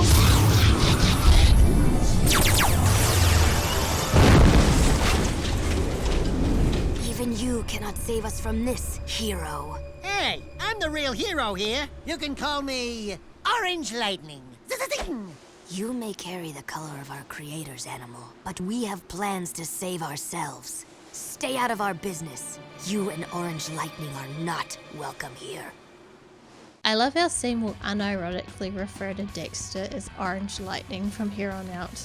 It just goes to show how much of a serious character Sam is. Precursor orbs have made a return in this game, working pretty much the same as the second game. They aren't as rare as in the second game, but still nowhere near as prevalent as in the first game. Collecting them is completely optional, however the rewards this time around are definitely worth it. Not only do they have cheats for you to unlock after you've completed your first playthrough, but they also have weapon upgrades and vehicle unlocks that can be used during your initial playthrough as well. The orbs can be found by exploring levels, but can also be given as rewards for completing precursor challenges that can be started from these statues. In exchange for skull gems, you can participate in challenges, of which there are several varieties. There are further variations of similar quests in Haven City and out in the Wasteland. Oops, spoiler alert, we are going to Haven City and in the Wasteland. The Wasteland missions incorporate Jak III's new gameplay mechanic, Dune buggies.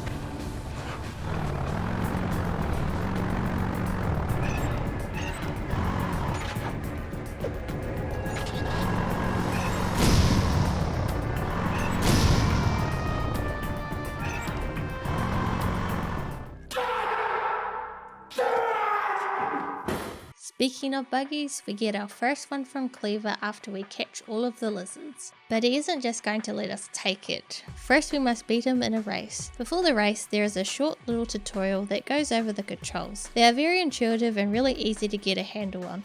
Apart from the jumping, which can be a little persnickety depending on the terrain and the buggy you're driving. Throughout the game we drive a variety of buggies, but for the time being we only have access to the Tough Puppy. But that won't be the case for long, since Jak III is very eager to provide the player with new equipment and vehicles. To win the race, we will need to complete 3 laps around a circuit while finishing first. There are boosts that you can collect along the track to give you a decent speed increase should you need it.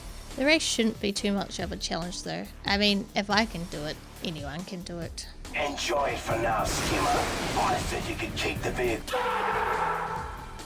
Before we can return to the city, Damus assigns us a mission of collecting artifacts that are surfaced as a result of the sandstorm. We must recover all of the artifacts before the storm becomes too fierce. The artifacts emit a massive pillar of light and appear on the minimap, so finding them isn't difficult. The challenge is getting to them quickly because visibility will dwindle as time passes, and the most frustrating aspect is that marauders will attack you the entire time. Cleaver, as I previously stated, is a dickhead, and because he's a bitter loser, he sends these guys to attack us in the desert for winning the race. And I don't just mean for this mission, I mean for the entire game. This gameplay element frustrates the hell out of me. It makes exploring the desert a chore because you always have to worry about being attacked. I wouldn't mind if they would attack you on occasion, but they don't. It's pretty much constant, even when you're just free roaming. This mechanics makes...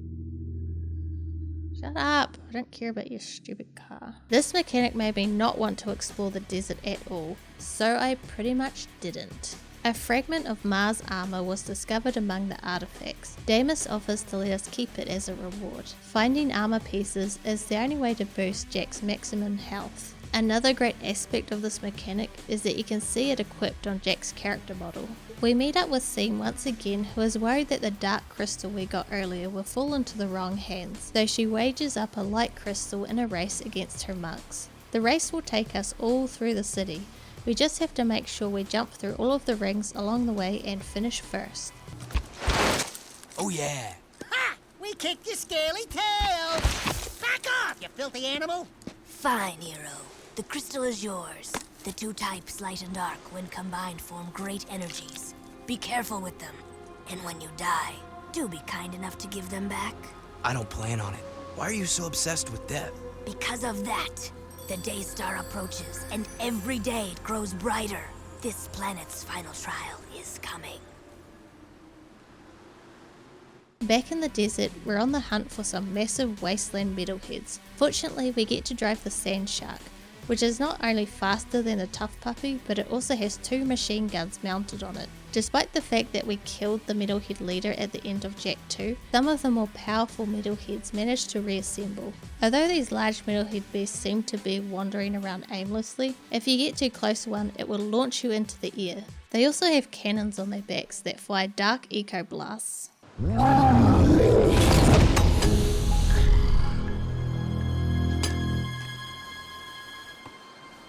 Metalhead Commander, report! What's happening? If you lost that cargo and you're still alive, I'll kill you myself.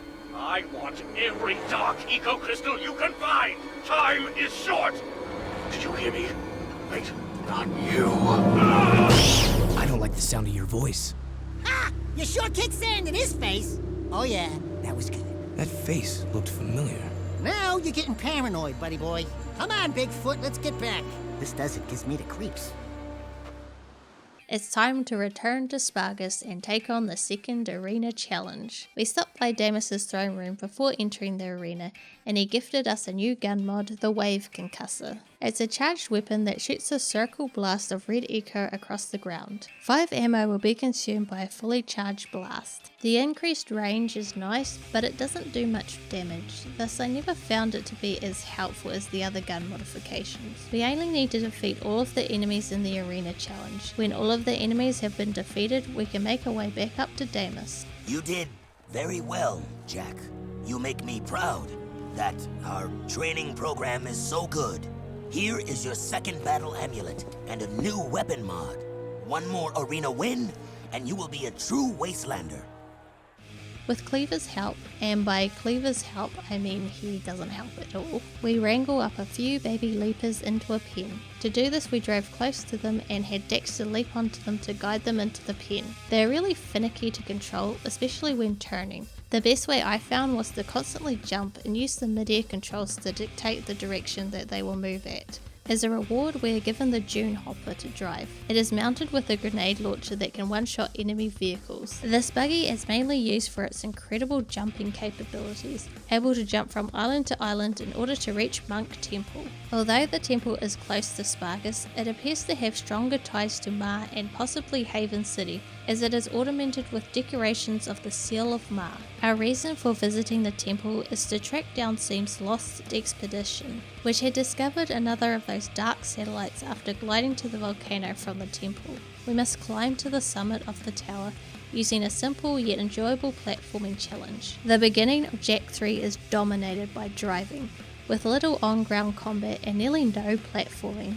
I get that the developers wanted to introduce the player to the new gameplay features, but it feels like the core mechanics of both Jak 1 and 2 were pushed to the back burner a little too much. When we reach the top, we discover a glider that the monks have left behind, which is ideal because it allows us to glide over to the volcano. Oh no! See any feathers here? Looks like fur to me! No feathers, no flyer riazzo. There's no way you're gonna get me on some Precursor monk crap! Absolutely zippo chance! Forget it, finito! Fat chance, not gonna happen! Nope, nuh-uh, never! Jak! To get the volcano, we'll have to fly through the accelerator rings and updrafts to keep the glider's speed and height constant. Because some of these rings are closed, we'll have to shoot them with the blaster to open them. We make a perfect crash landing into the volcano and proceed to search the area for the missing monks and the satellite. We finally get to try out our new weapon mod that we acquired at the arena, while traversing this treacherous location. The beam reflector is similar to the blaster, but its bullets can ricochet off walls. These bouncing projectiles can be very destructive when used against opponents in small passageways or other enclosed locations. A single reflector shot costs 1 ammo, but each successful hit on an enemy costs another ammo. This is the most effective weapon in the game. The blaster's greatest weakness, the auto-aim, has been largely eliminated, making it my go-to weapon in almost any situation. Even if you have no idea where the enemy is, you can just start firing blindly and eventually kill them. We catch a leaper and use its long flutter jump to cross the lava. In the following section, we get to play as Daxter and swing along some overhead wiring. Daxter controls similar to Jak, though with somewhat different physics. He isn't as versatile in combat, but there are only a few metalheads to deal with. Daxter will accidentally push a tall pillar over, forming a bridge back to where Jak is waiting. A little further on, we get to play as Daxter in another section. It's a fun slide challenge in which all you have to do is get to the end without falling. As we progress deeper into the volcano, we stumble upon the missing expedition. It looks like the monks have sadly perished. One of the corpses is grasping onto an odd-looking object. Catching it before it lands on Daxter, Jak is suddenly turned invisible, giving Jak access to a new ability. On our way back, we employ the new dark ability to become invincible in order to pass through the eye and access the portal. Invisibility is only available from these statues, which is a double-edged sword, in that you can't use it whenever you want, but it also eliminates the question of whether you should use it, because if there's a statue, you're obviously intended to use it. Now that I think about it, I'm not sure I like the way this power was implemented. We utilize this power to enter and navigate the temple, solving puzzles and completing some platforming. I want no excuses. You told me this could be done. Now make it so. But we have so little time. The Daystar approaches. You know what it brings. Unfortunate, yes. We will deal with that as soon as I have full access to the catacombs. Just continue your work, and I'll deal with those idiots in Haven. I promise, you will meet your makers. Why are the catacombs so important? Stepping up to the giant oracle, we receive our first light ability, the power to regenerate health in exchange for light eco. It seems that the devs took the complaints about the second game's high difficulty to heart, but I think that Jak 3 suffers a bit from overcorrection. The health regeneration paired with the permanent health upgrades makes Jak 3 significantly easier than Jak 2, almost too easy in my opinion. There are also way more checkpoints placed throughout levels, which means when you do get stuck on a difficult section, you don't have to do much retreading of ground to get back to where you were, which is a design change that I really like. If the game only had one of these gameplay tics, I think it would have been fine, but with both of them in place, it takes away a lot of the challenge.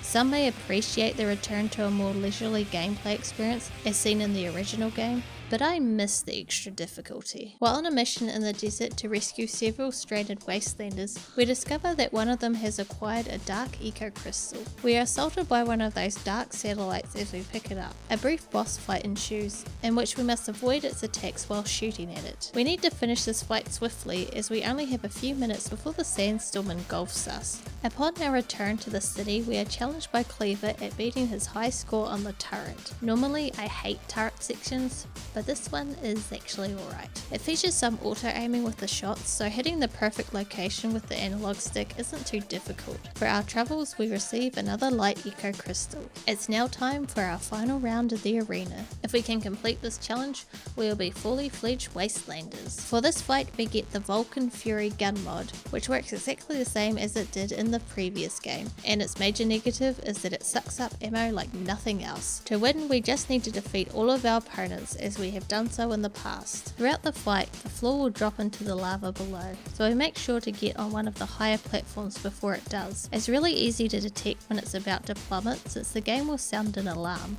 During this round though, we come across a familiar face. Sig?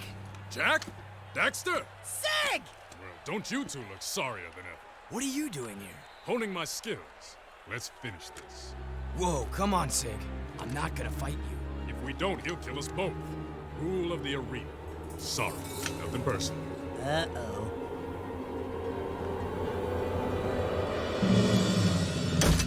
Blasphemy! One must destroy the other. Complete the test, or face worse pain. I just know I'm gonna regret this. Seize them! How dare you two defile the purity of the arena? Sig, your time in Haven City has poisoned you. And you, newcomer, you deserve no mercy. I should toss you both into the jaws of the desert. However, Sig, your years of service as our spy in Haven have earned you a chance to redeem yourself. But only this once. A spy? Just shut up. I'll tell you later. There is a nest of metalpedes not too far from here. They have been harassing our artifact carriers for some time. I want you to drive into the heart of the nest and take out all the creatures you find inside. I'd say good luck, but then luck won't help you. We get to drive the Gillis Stomper on our journey into the Metalhead Nest, a heavy-duty vehicle with an auto-aiming machine gun that is extremely slow and can hardly jump. It's a bit lumbering to control, however it is excellent for clearing out the little crawly bugs on the ground. There are 10 egg-like sacs that must be destroyed. We have 3 minutes after the last one is destroyed to get out of the nest before the noxious gases overpower us. We get a call from Ashlyn while we're still out in the desert. She wants to meet us at the oasis. Because they are losing the war and Vega has become power hungry, Ashlyn wants us to return to Haven City. Marauders interrupt our talk and we are forced to defend ourselves. I'm not sure why Ashlyn just assumed Jak would return to the city at this stage in the storyline, so Ashlyn could have just come and picked up Jak at any point during his exile, but why did she take so long to visit us if that was the case? Because of the way Haven City has treated him, it's obvious that Jak has no desire to return. Kira wanted me to give you this. Jak, your friends need you. I need you. The city threw me out, remember? They can rot for all I care. But what about your... Get it! Just leave.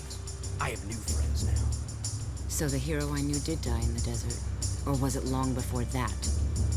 Don't you remember who you are? I'm through saving the world.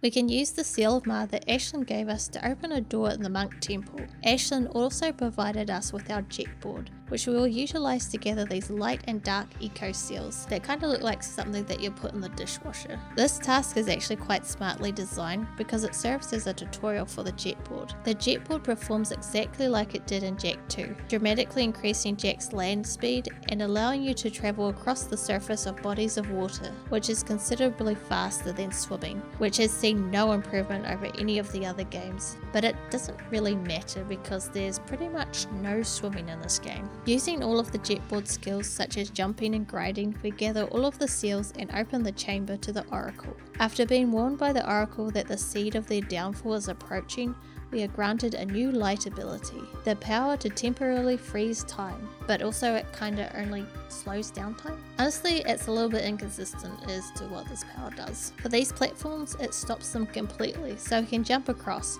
but for these spinning blades in the next room, it merely slows them down. Crossing the collapsing bridge, we make it to the entrance to the catacombs. This is the place that Vega was seeking entrance to earlier.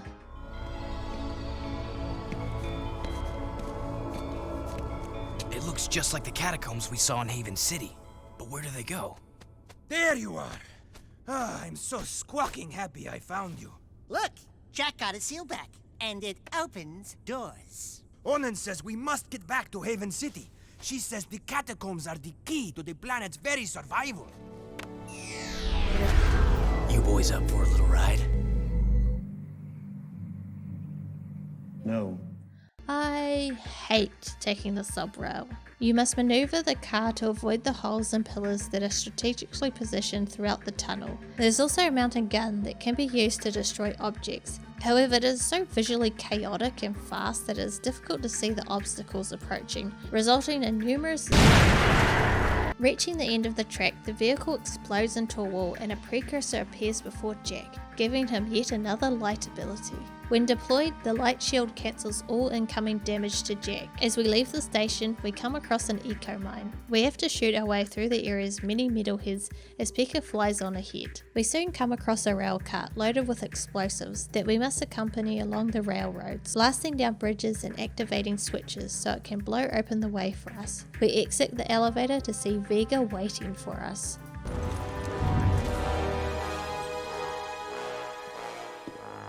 The monks told me you were coming through the Precursor subrails. Interesting, aren't they? The Precursors used them to build the world countless eons ago. The rail system leads deep into the planet, where it's said the Ancient Ones wait to bestow unimaginable powers upon the worthy. I will save the world with that power, just as Mar did. Yeah, you've done a great job so far, letting the metalheads destroy the palace. Oh, you couldn't be more mistaken, dear boy. We're on a time clock, Jak. That light in the sky, do you know what it is? Our nightmare has found us and the end is coming. I needed quick access to the catacombs below, so I attacked the palace myself. It will be our little secret. Well, you're full of surprises. And you're full of dark eco. You and your rat are an abomination. But I will rid the planet of this scourge soon enough.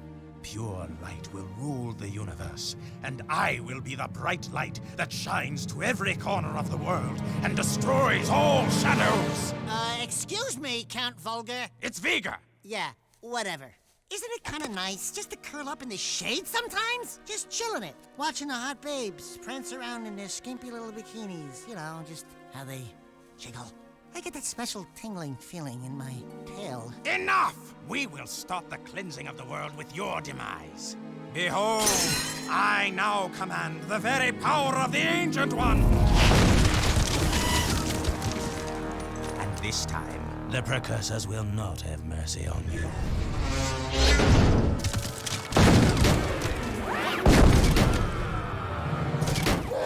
Vega is an interesting villain. He's more just prejudiced against Jak due to him being imbued with dark eco, rather than just outright hating him. Unfortunately, he lacks the dominating presence that the Baron possessed in the second game. The Baron's influence could be felt and seen everywhere throughout Haven City. However, we haven't seen Vega in hours, and it's easy to forget about him at this point. This lack of presence significantly reduces the rivalry.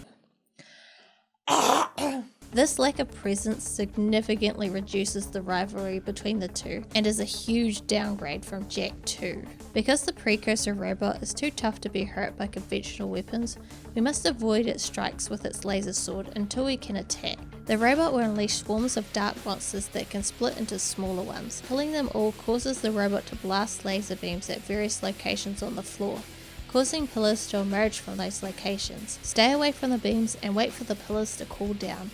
We can now jump to the top of the pillar and use our weapon to hit one of the bomb trains hanging over the Precursor robot. After a few shots, it will topple over and whack the Precursor robot in the head. Now repeat the process 2 more times, because this is a video game and the law of video games state that you must do things 3 times. Jak will discover the Arc Welder mod after defeating the Precursor robot. The Arc Welder is a somewhat weak weapon against most enemies and eats a lot of ammo quickly. When you have the robot shot upgrade equipped, it is the best weapon to wield against robots. It deals significantly more damage to them and can also stun them. By taking this elevator, it will lead us up to Haven City. We emerge at the old upper district not far from the former stadium. We can see the city is in complete disarray as we walk around, and there are metalheads everywhere. We proceed to the gate that leads to the water district, where we meet Samos and Kira. The force field that keeps the metalheads out of the water district also prohibits us from crossing, so Samos directs us to go through the sewers instead. Jak and Kira's relationship begins to change dramatically at this point. Kira played a crucial role in Jak's journey in both Jak 1 and 2, as well as serving as a love interest for him. Unlike the previous 2 games, Kira is virtually absent from the plot, and only has a few interactions with Jak and Daxter. Instead, Ashlyn has taken over her role, which works in the sense that she assists the heroes, but it's just incredibly strange when it comes to being a love interest for Jak, especially if you've played the previous 2 games. There isn't much of a setup for the relationship, and it's perplexing because at the end of Jak 2, it appeared like Jak was with Kira and Ashlyn was with Torn, but this is never addressed in this game. As a returning player, you may find it awkward when the romance component is brought up in the story. In the third game, Ashlyn is 24 years old, while Jak is 17 to 18 years old. Yes, I know this is a fantasy world, but I doubt the developers would have gone through with it if the roles were reversed, because it's kind of creepy. After going through the sewers, we arrive at the port and pay a visit to the Naughty Otsu. Torn is utilising the bar as the temporary headquarters for the Freedom League, the reformed New Crimson Guard. Torn is in command of the war for Haven City against the Metalheads and KG Deathbot. He led the assault on the port, after which he was barred safe passage back to the northern headquarters. We participate in a few missions to aid in the war effort. Ashlyn, this is Torn. Jak's back in the city. Jak? I knew I could count on you. That new KG leader's probably pissing in his... Wait, someone's jamming the signal. I think... Errol. I live! Still fighting for the weak link, Jak? Well, I've had a few enhancements since we last met. Even the metalheads have their biological weakness. But me? I'm pure metal.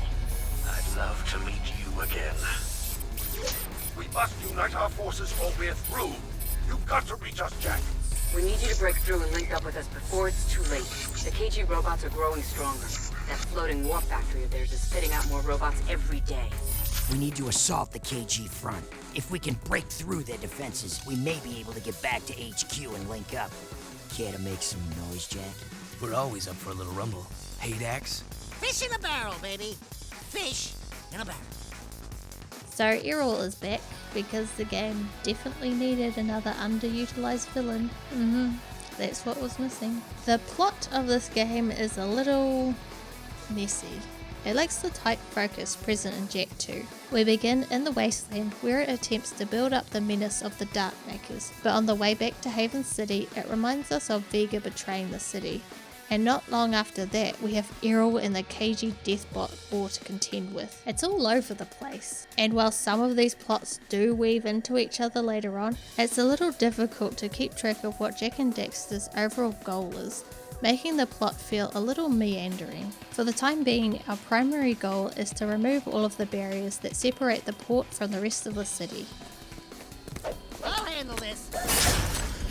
Daxter must collect energy by riding a missile through the port in order for it to be powerful enough to destroy the first barrier.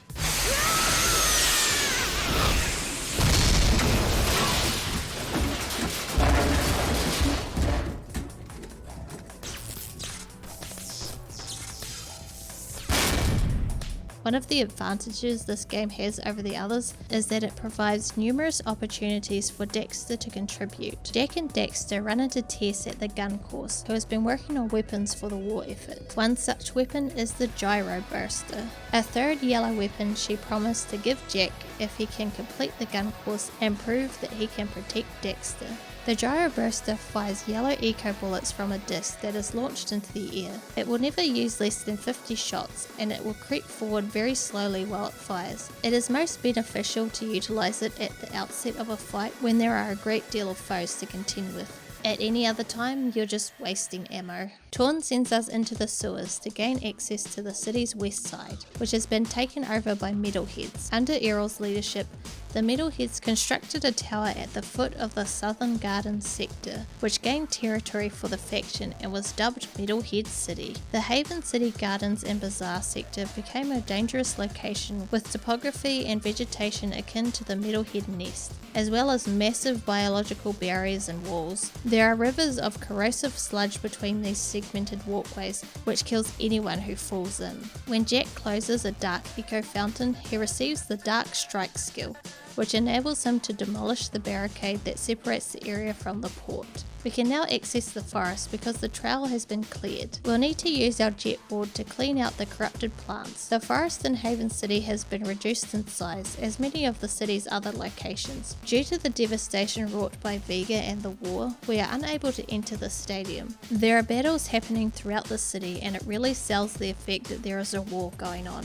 When we finish cleaning up the forest, 5 precursor pillars emerge from the water, for some reason, just go with it. They are some of the oldest precursor structures ever found, and Ma wrote somewhere, just go with it, that there are 5 artifacts that can be found in the west that are connected to these pillars. When all are collected, a truth will be revealed, just go with it. If it wasn't obvious enough, we will find these artifacts somewhere in the wasteland, but before we return, we will need to eliminate the barriers that are blocking off the sectors of the city. Leaving the forest, Jinx is waiting in a zoomer. Jinx is tasked with detonating critical eco-grid power junctions around the port and industrial section, which when destroyed will lower KG barriers. Our job is to protect Jinx throughout the operation. Upon completion, Jinx gives us the needle laser. Because you don't have to aim at all with the needle laser, it's really simple to operate. It's ideal for taking out flying enemies, allowing you to focus solely on moving across the battlefield. We were able to retrieve the final red morph gun mod from test not long after, the Plasmid RPG. It's nothing more than a grenade launcher with a different name. It deals a lot of damage, but it's difficult to aim precisely, and each grenade consumes 10 ammo. Jak, we've got word of a new assault on the port. They're trying to take us out once and for all. The strange thing is, we're seeing movement from both the KG and Metalhead fronts. It's like they're working together. We've got to repel this assault or we're through. I hate to do this to you, but I'm putting you on the front line. You're my go-to guy. Stop any KG or Metalhead units from reaching this place. If we lose this one, we're history. The ammo for Jak's weapons will function differently during this mission, and only for this mission. While the ammo for his blaster is infinite, we must collect the weapon power-ups that drop on occasion in order to use his other weapons. To proceed, simply eliminate all the opponents that arrive in your path. Because they are both under Errol's authority, the Metalheads and KG robots are cooperating. The KG robot side makes sense, but it's unclear why the Metalheads would follow Errol at all, or why Errol would want them to follow him. In the previous game, Errol detested the Metalheads and was willing to risk his own life to protect the city from them. You may argue that crashing into the dark Echo and Jak II transformed him, but if they're going to remove Errol's entire character motivations, why make the major villain in Jak III based on a familiar character, if he's going to be a nearly unrecognizable figure anyway? Sadly, these narrative concerns are never addressed. Ashlyn informs us of a transport hovercraft carrying a supply of eco. It's unoccupied, but as soon as we get in it, a nearby launcher releases a swarm of homing missiles. Torn will tell us to employ the water decoys to get rid of the missiles. Torn, however, is one decoy short, so he recommends utilizing the sign over Daxter's bar as a makeshift decoy. Hang on, Dax! It's gonna be close!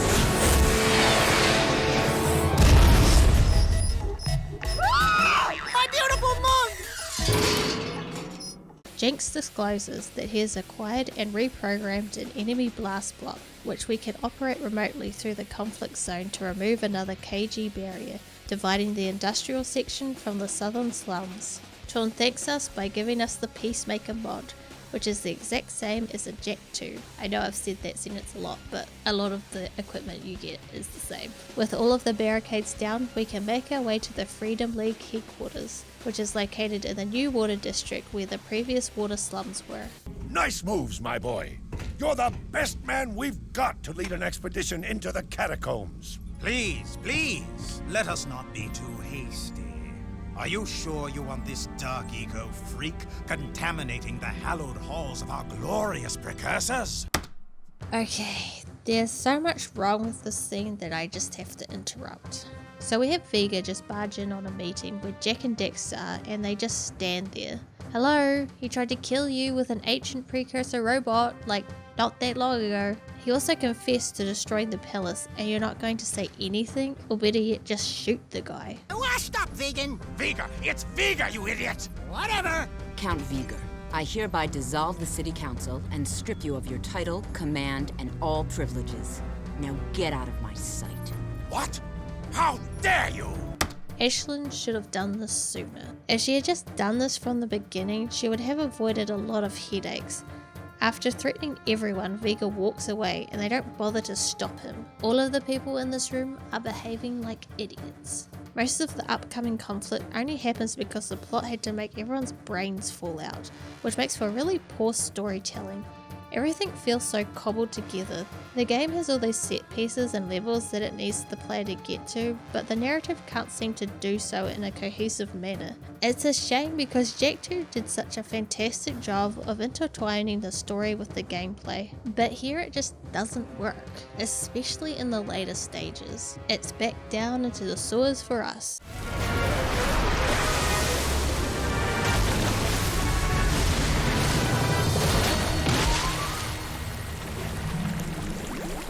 They are filled with KG robots that seem to have been modelled off the designs of the metalheads. The sewers have many enemies and obstacles to overcome, but we have so much equipment at this point that none of it poses much of a challenge at all. We get to the switch that grants us entrance to the power station. When we get to the power station, we find that Vin is still alive.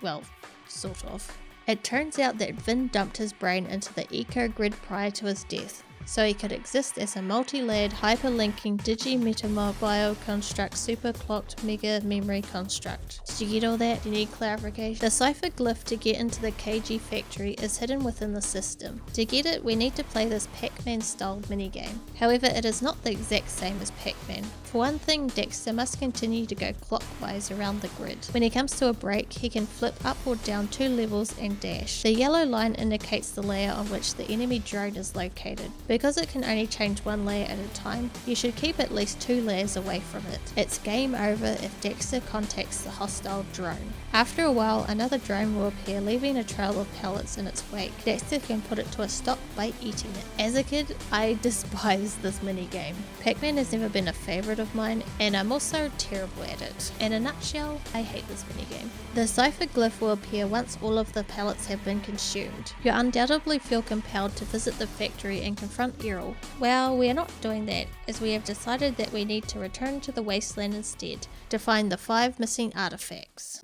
Back in the wasteland, we will be doing various tasks out in the desert to uncover these artifacts. The first is uprooted during a sandstorm. What a coincidence. For the second artifact, we find out that Cleaver had recently sold it to the metalheads. You dick.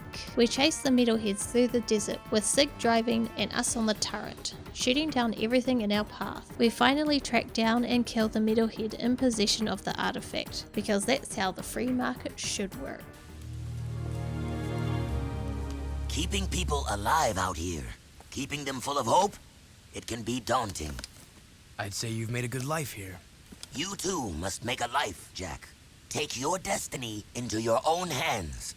Look, sand cannot keep a shape by itself, but add water, and it becomes malleable.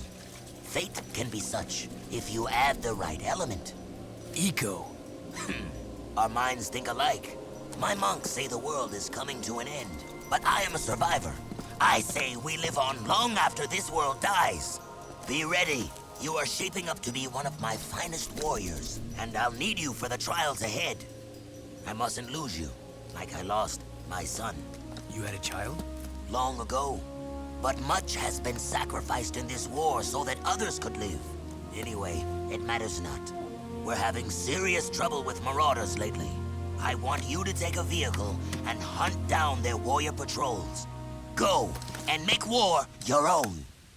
The Marauders are a group of savage humans who originate from the Icelands, but roam the desert wasteland near the Spargus. They are the ones that keep attacking us out in the desert, and they are a bloody nuisance. They were also utilised as gladiators in the Spargus Arena of Death contest. We have to defend the front entrance against the Marauder catapults and explosive kamikaze buggies. Destroying the final catapult will net us the 3rd artifact. They then steal an artifact from Scene's Precursor monks at a dig site, so we break into their fortress and slaughter as many marauders as we can. 4 of their leaders escape, so we chase them down and get the 4th artifact. And no, we are not returning it to Scene, because it is ours now, because that is how the free market works. We don't know where the final artifact is, so instead of continuing our search in the desert, we are going to return to the Haven Forest because, apparently we don't need all of the artifacts for the pillars to do something.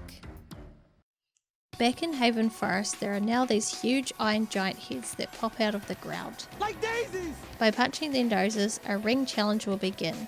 We must use the jet board to follow the streak of light and pass through all of the checkpoint rings before the timer runs out. Completing each challenge will elevate one of the lake's side pillars. After you've completed all of the challenges, climb the side pillars to the top of the center pillar, where you'll find the Astro Viewer. Approach the Astro Viewer, Time Warrior. Behold the seed of our destruction. What? Let me see! Is she hot? We Precursors built many worlds across the universe, shaping them with Eco into something good. But we were foolish. The Dark Makers were once Precursors, but their exposure to Dark Eco changed them. They began twisting worlds, conquering life, and dark ages ensued.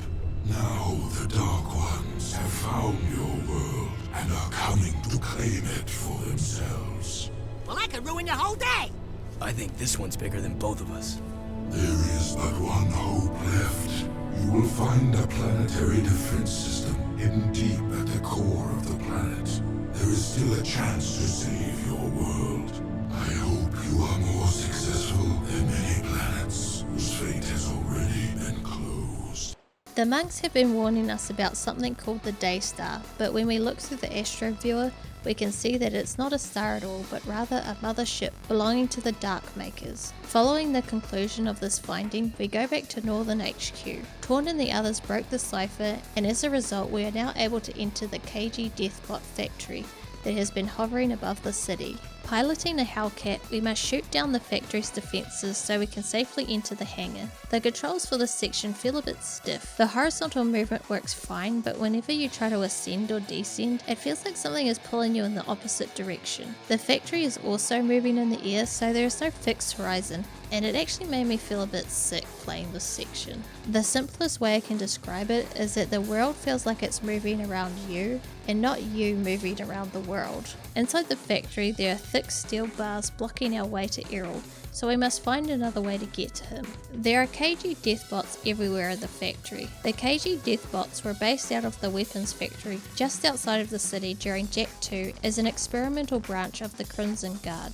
The Crimson Guard were disbanded and replaced by the Freedom League after Praxis's death. However, the KG spiraled out of control and was reorganized under Errol, the former KG commander, who was thought to have perished, and the production was relocated to the floating KG War factory above the city. As we progress further into the facility, we come upon an armoured car, which we put to use by using it to smash through the steel bars. At the conclusion of our quick road trip, we discover Errol patiently awaiting our arrival.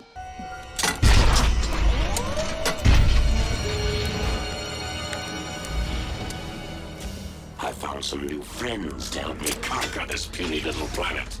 You're talking to the Dark Makers. It seems my digital self can communicate with these poor, tortured minds quite well. Oh, they're just like you and me, Jak. Well, me at least. They want a home, someone to call a friend. Destruction of all light ego! They volunteered to help me put this puny planet out of its misery. You're in for a big surprise. The Dark Makers don't play nicely with others. Just ask the Metalheads. I've been given the opportunity to wield a power even the Precursors could not control. Don't fret. You won't live to see what I turn this little world into. Maybe a rock, or a floating puddle of slag, or nothing at all. Complete oblivion! So hard to choose. I won't let you do this! Even though Errol's design as a villain is quite striking, I don't like his inclusion in the story. As an asshole race car driver who was trying to steal Kira from Jak, Errol transformed into a bloodthirsty cyborg who wants to wipe out all life on Earth. The transition from one to the other is a major one, but we don't see how or why he makes it. His role diminishes the Dark Makers because they are essentially his slaves. Errol should have been replaced by a Dark Maker as the primary antagonist. It's also unclear what Jak meant when he mentioned metalheads are aware of the Dark Makers' inability to play well with others, which the game never clarifies. The most likely scenario is that the Dark Makers forged an alliance with the metalheads and used their armies to defeat the Precursors before betraying them. But how does Jak know this? It just feels so sloppily put together. In any case, the boss's attacks are divided into 3 stages. First, he will toss out bombs. Keep an eye out for the light patches on the ground to see where the bombs will land, and be ready to jump over the shockwaves they may cause. Following that, Errol will dispatch many KG bots from the circular ports. Finally, he'll fire rockets from the ports. Disarm these rockets and then swiftly knock the rocket across to the circular port Errol is standing above. Errol is pretty stupid and won't move out of the way. Just do this process 3 times. Oh wait, you have to do it 4 times.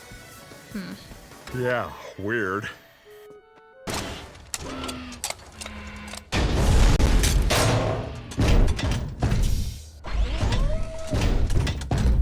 Damn, he got away. See you later, Mechanator. Jak! The sky is falling!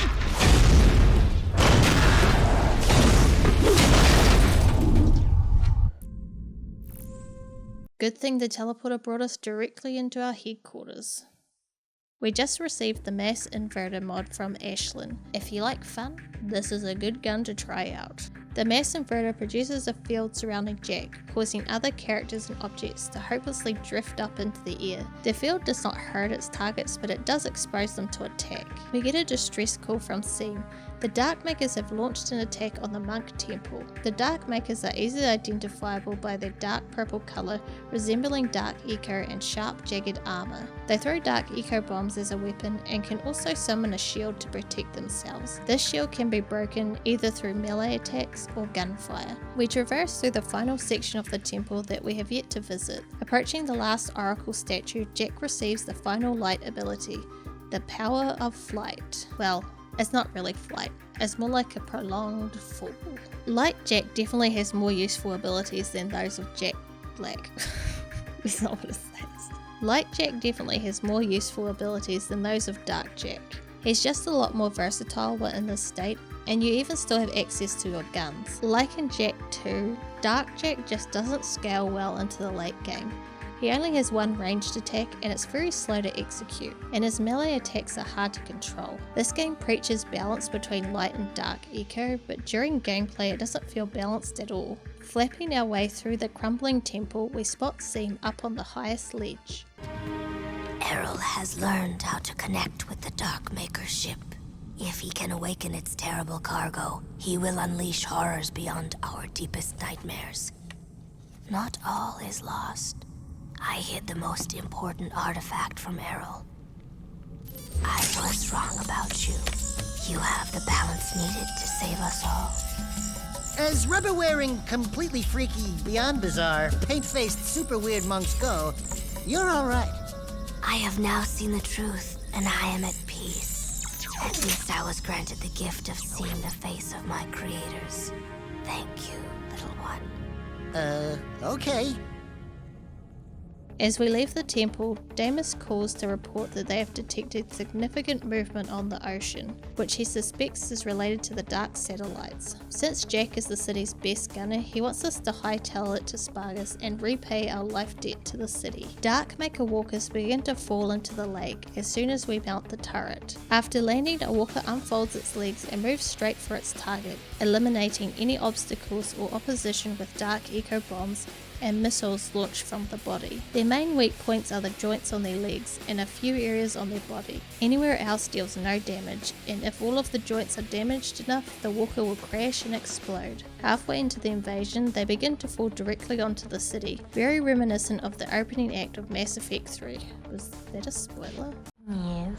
Seam provided us the final artifact that we needed for the pillars in Haven Forest. The Darkmakers have taken over the forest and set up turrets across the area, as well as these flower thingies that spit out Darkmaker hornets. We can take out all of the spawners and safely ascend the pillars by using their own weapons against them. Jak installs the final artifact on the pillar and takes another look through the Astro viewer. However, his mind is somehow transferred into a Darkmaker robot within the ship. The robot is basically just a reskin of the Titan suit from the second game. The controls are all the same, with only difference being you can create a force field and the jump doesn't have any boost, but I think it can still jump just as high. It is our mission to get to the shield generator by exploring the ship. A number of nodes must be destroyed utilizing bombs that are conveniently located near the nodes we need to destroy. When the bombs hit the nodes, they will detonate. The last room contains the shield generator. This generator, in contrast to the others, can withstand repeated blasts from bombs before blowing. Additionally, an energy beam travels over the bomb chute on a regular basis. When an energy beam comes, vault over it and keep slamming bombs at the generator. The dark ship's shields will shut down when the generator explodes. Our hero! What the? Daxter? What? What'd you see? Let me look. Hello, elevator, bottom floor, going up. Come on. Ah, I hate being short. It just seemed for a moment, it looked like... No, it couldn't have been. Ashlyn is at the Freedom League headquarters. Her request is for Jak and Daxter to accompany Torn and the others to the Metalhead Tower at the Infested Gardens, where Torn will blast open the tower gate with the eco supply that we stole earlier. Jinx is driving the Hellcat and Torn is on board with the explosive eco, while we operate the ship's turrets manually. The water district, the slums, the industrial area, the port and the infected gardens are all on our way to the tower gate. We'll be attacked by KG bots and metalheads along the route, so we'll need to look out for Torn and the transport as well. Because there's a checkpoint halfway through the journey, it's a rather easy one. Just before the transport is about to blow open the tower's doors, Torn leaps off the vehicle. Oh yeah, they hurting now. Sig gives Jak the Supernova mod, which does this.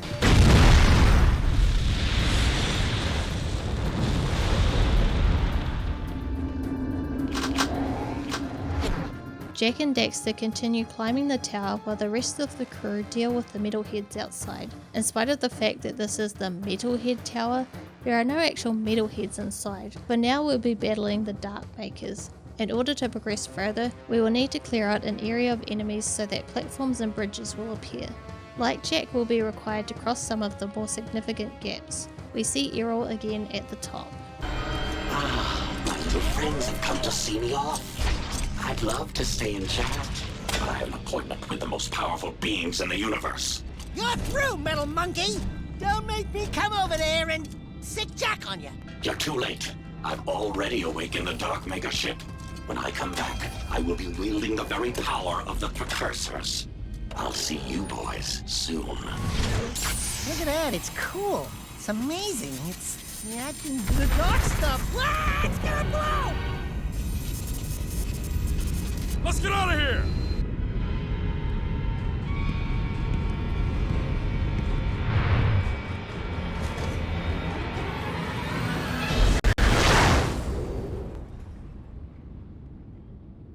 Samus is waiting in Onan's tent, which has moved to the slum's western edge. He wants Jak and Daxter to enter the planet's core and activate the Precursor's planetary defense system with all of the crystals they've gathered. However, before we can do so, we must first locate the entrance to the catacombs within the palace ruins. To go to the palace ruins, we'll have to cross the old stadium area in Haven City's northern section. Although it appears we have reached a dead end, we can actually utilize the jetboard to grind along a downed rail. Here you'll find the old stadium. We must unleash the Dark Strike to burst through the weakened walls and the flight ability to get across vast chasms as we follow the fractured path along the ruins. We eventually make it to the alleyway that leads to Kira's old garage. Moving on, we'll need to use the jetboard to get through the last few sections. These final few levels do an outstanding job of putting everything we've learned throughout the game into practice. Although not particularly difficult, it serves as an excellent preparation for the conclusion. Deimos has arrived in the Slam Dozer after Jak sent out a signal with the war amulet earlier. This is a heavy-duty vehicle that moves slowly due to its thick armor. The turret will auto-aim for you and fires red bolts instead of bullets. The turbos are meant mainly for breaking through objects, as they are infinite but only last for a split second. We can use the turbochargers to ram through the weakened walls and destroy the shield generator pylons, deactivating the force fields. Some of the walls here can be rammed, causing them to collapse and forming bridges to cross gaps. The terrain here is a bit rough, making the buggy difficult to control. Missiles are also being launched at us, although they are easy to avoid due to the visible targeting reticle on the ground. We reach the entrance to the catacombs after passing through the final gate.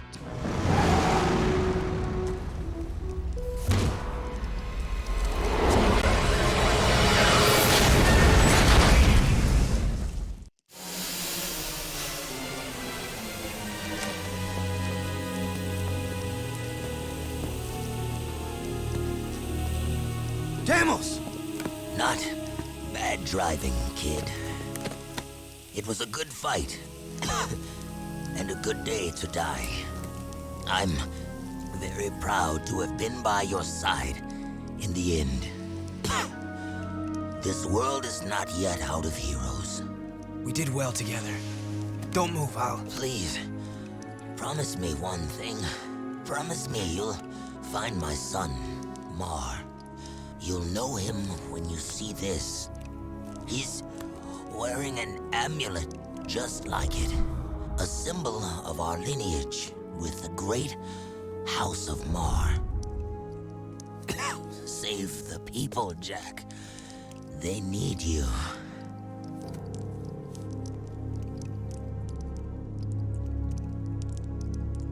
Father. Yes, you were that child. I took you from Deimos, hoping to harness your eco powers for my experiments. Then I lost you to the underground. You seem upset. Did I tell you too late? You were the son of the great warrior Deimos. Oh, and he never knew. How delightful. Ah! Bigger! Thank you for opening the door to the Precursors. Don't worry, I'll be back to put you out of your misery. After him, Jak! You're willing to go down there? Without a fuss this time. Yeah, well, don't get used to it. It's just that nobody hurts my best friend and lives to brag about it. Let's get him!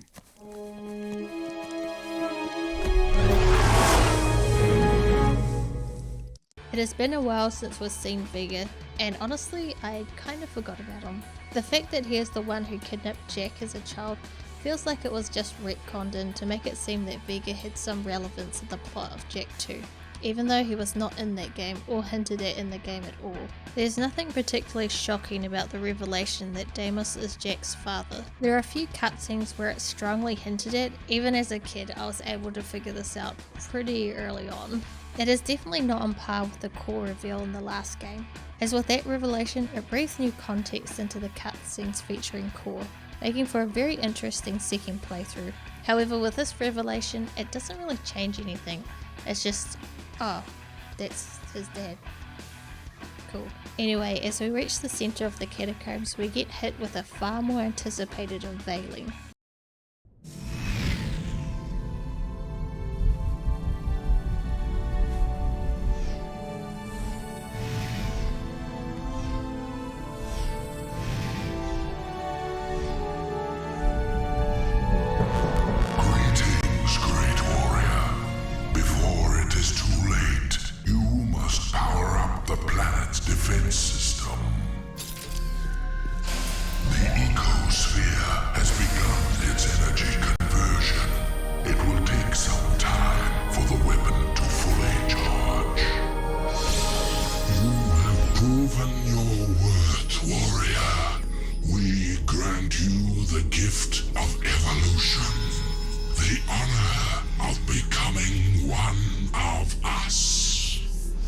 Step aside! I will be the one who evolves into a Precursor. The right is mine! Be careful what you wish for.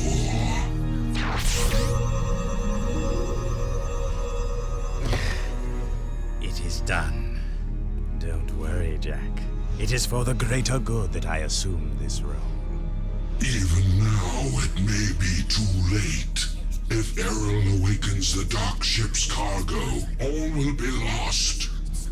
Listen, Glow Boy, we've been doing all your dirty work while you slept in the stars, so stop it! Inefficient. I told you we needed a backup hero. We should have gone with Plan B. Ow! Hey, cut it out! We are unhappy with your performance. If you had been a true hero, you would have stopped Errol by now.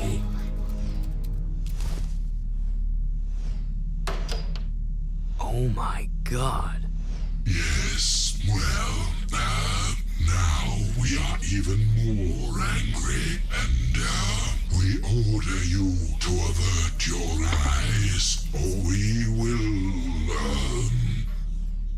Oh, bother. They look like me? Not what you expected. Yeah, we get that a lot. Don't look so upset. If you knew we Precursors were a bunch of little fuzzy rats, would you worship us? Could we run the universe? Not possible, buddy. So, we fluff up the myth a bit. And we get the respect we deserve.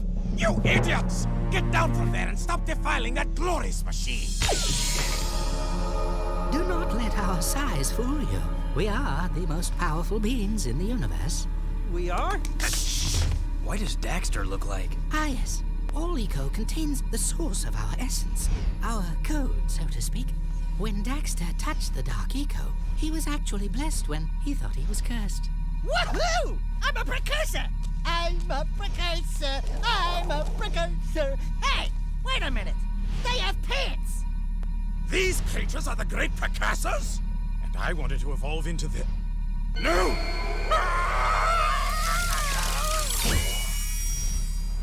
A little drafty, isn't it? The only way to ensure that Errol will not awaken the ship's cargo is to go there yourself and stop him. We will send you there from here. But the weapon... Chill out, buddy.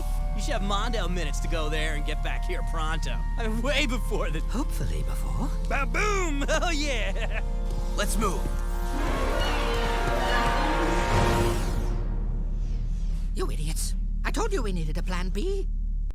Because the planetary defense system requires some time to charge up, the Precursors have teleported us to the same room as when we were in control of the Dark Maker robot, but this time we will be going through the other side of the ship. We have a time limit in which we must reach Errol.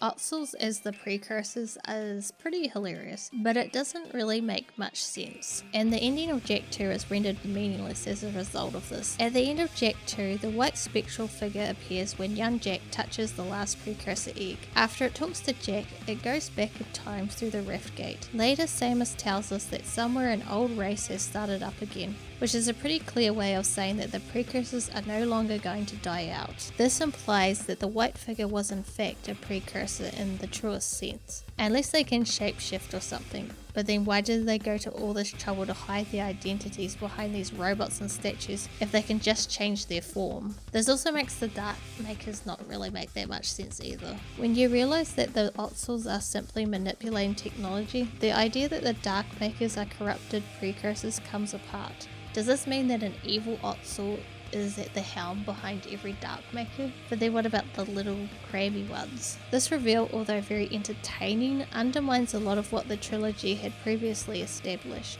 The bays of the ship are filled with Dark Makers, but at this point in the game we have such a huge arsenal that taking them all out is a breeze. There is a little bit of platforming to get through, but that too poses a little challenge, giving us plenty of time to reach the elevator that leads down to a massive holding bay. There are several giant machines just waiting to be deployed.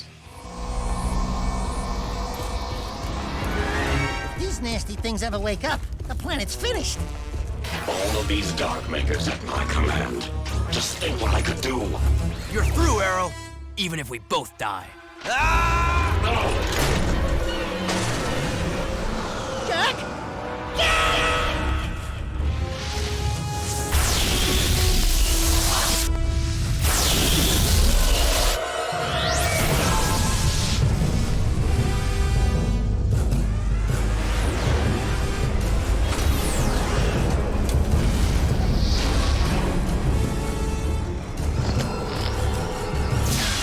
Let's go, Dax.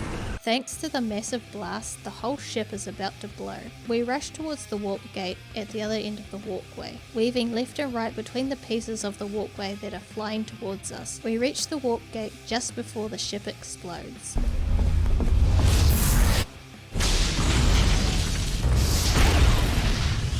Errol will be walking around the wasteland in a terraformer. It is a massive Dark Maker machine used to terraform entire areas. These are controlled by a pilot, meaning that they're not self-aware like the other Dark Maker units, unless it's an evil Otzel. Maybe that makes sense.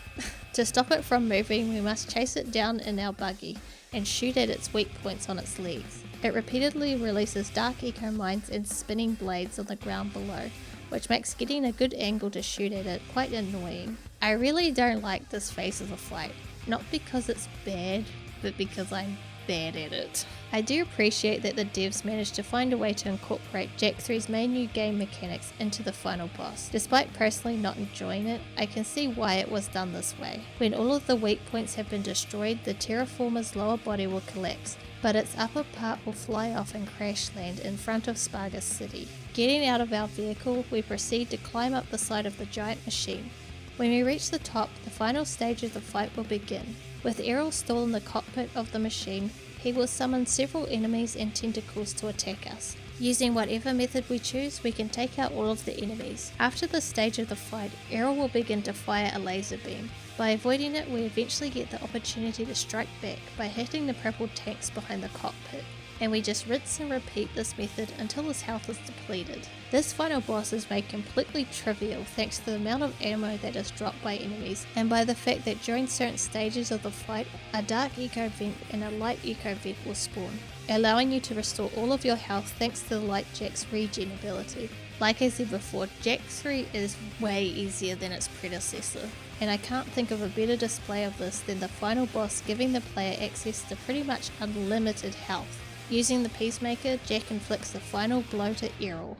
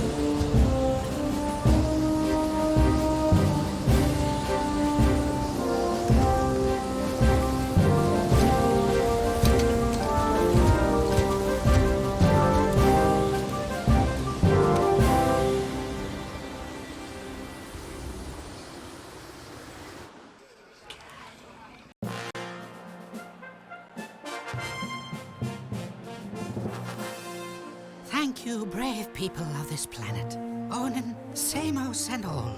Your strength and wisdom in these dark times give us reason to fight on. My life's work, it turns out, was spent searching for a bunch of furballs. Onan says it is a great day for the universe. Jak, you are the greatest of heroes. You have turned the tide against the Dark Makers, and together we will win this war. But dude, there are like way more challenges in the future. Or was it the past? Yes, I was getting to that. More adventures? Where have I heard that before? We need heroes like you to help us protect the universe, Jak. Then you can call me by my first name, by what my father called me, Mar. Wait, Jak is Mar? The Mar? Come then, Mar. No time like the present. You coming, Dax? I got all I need right here, baby. But if you need me, and I know you will, you know where to find me. Oh, Daxter, my little hero. We owe you much, Daxter, for all you've done. For your bravery in the face of incredible danger, we shall grant you your deepest desire. You know, I could really use a snazzy pair of pants, like yours. Wow, those are sharp. I wish I had a pair just like that. Be careful what you wish for. Don't worry, honey. You get used to it. Oh, and you may want to shave some parts. Trust me on that. Hey! Thanks for everything, partner. You are a great hero, Daxter. This is gonna be good. They think I'm a god. And they're right! Our hero! This is going to be a long trip. Where do you think you're going, little bugger? I've decided I want my own sidekick, and you've been nominated. We're gonna be a great team. Just don't make me angry. Are you ready, Jak? We have something to show you. What? The universe.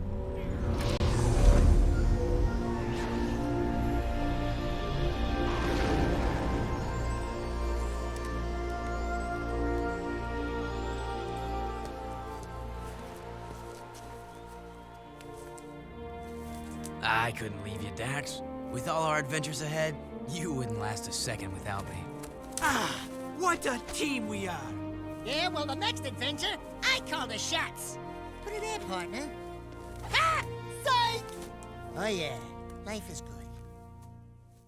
Unfortunately, Jak 3 doesn't stick the landing when it comes to the story. It has too many inconsistencies and is told in a very meandering way, making it hard to follow at times. It has too many villains, and the villains that it does have are no way near as compelling as those of Jak 2. I think playing this game hot off the tail of Jak 2 really made these issues apparent. For the gameplay, it really stepped it up when it came to the equipment and abilities that you acquire throughout the adventure. The variety of guns are so much fun to use, and the game is constantly dishing them out, meaning the firefights never have time to get stale. While Dark Jak did gain some new abilities and was a little bit better utilised, he still feels underdeveloped. Like Jak, on the other hand, while fun, is way too overpowered and contributes to a lot of the game's lack of difficulty. He has health regen ability, can freeze enemies, and also has a shield. By the end, you pretty much can enter God mode with only a small cost of some light eco. The vehicles are a great addition and fit in really well with the desert setting. There are a decent variety of vehicles to unlock, and they are all unique enough to justify their use for certain tasks. My biggest issue with this gameplay element is it is heavily overused, especially during the opening hours. Jak 3 is still considered a 3D platformer, but honestly it really could have used a bit more platforming.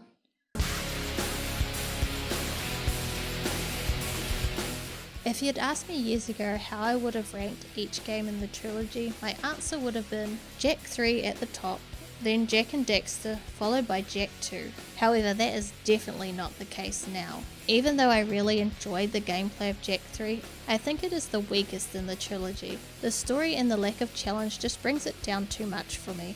After completing this retrospective series, my new ranking is Jak 2 at the top, then Jak and Daxter, with Jak 3 at the end of the pack. The Jak and Daxter Trilogy is messy. It has so many ups and downs, shifts in tone and gameplay. It has so much to love about it, but it could never really come together as a cohesive whole. It is one of my favourite series from my childhood, and even after this retrospective is said and done, it still holds a special place in my heart.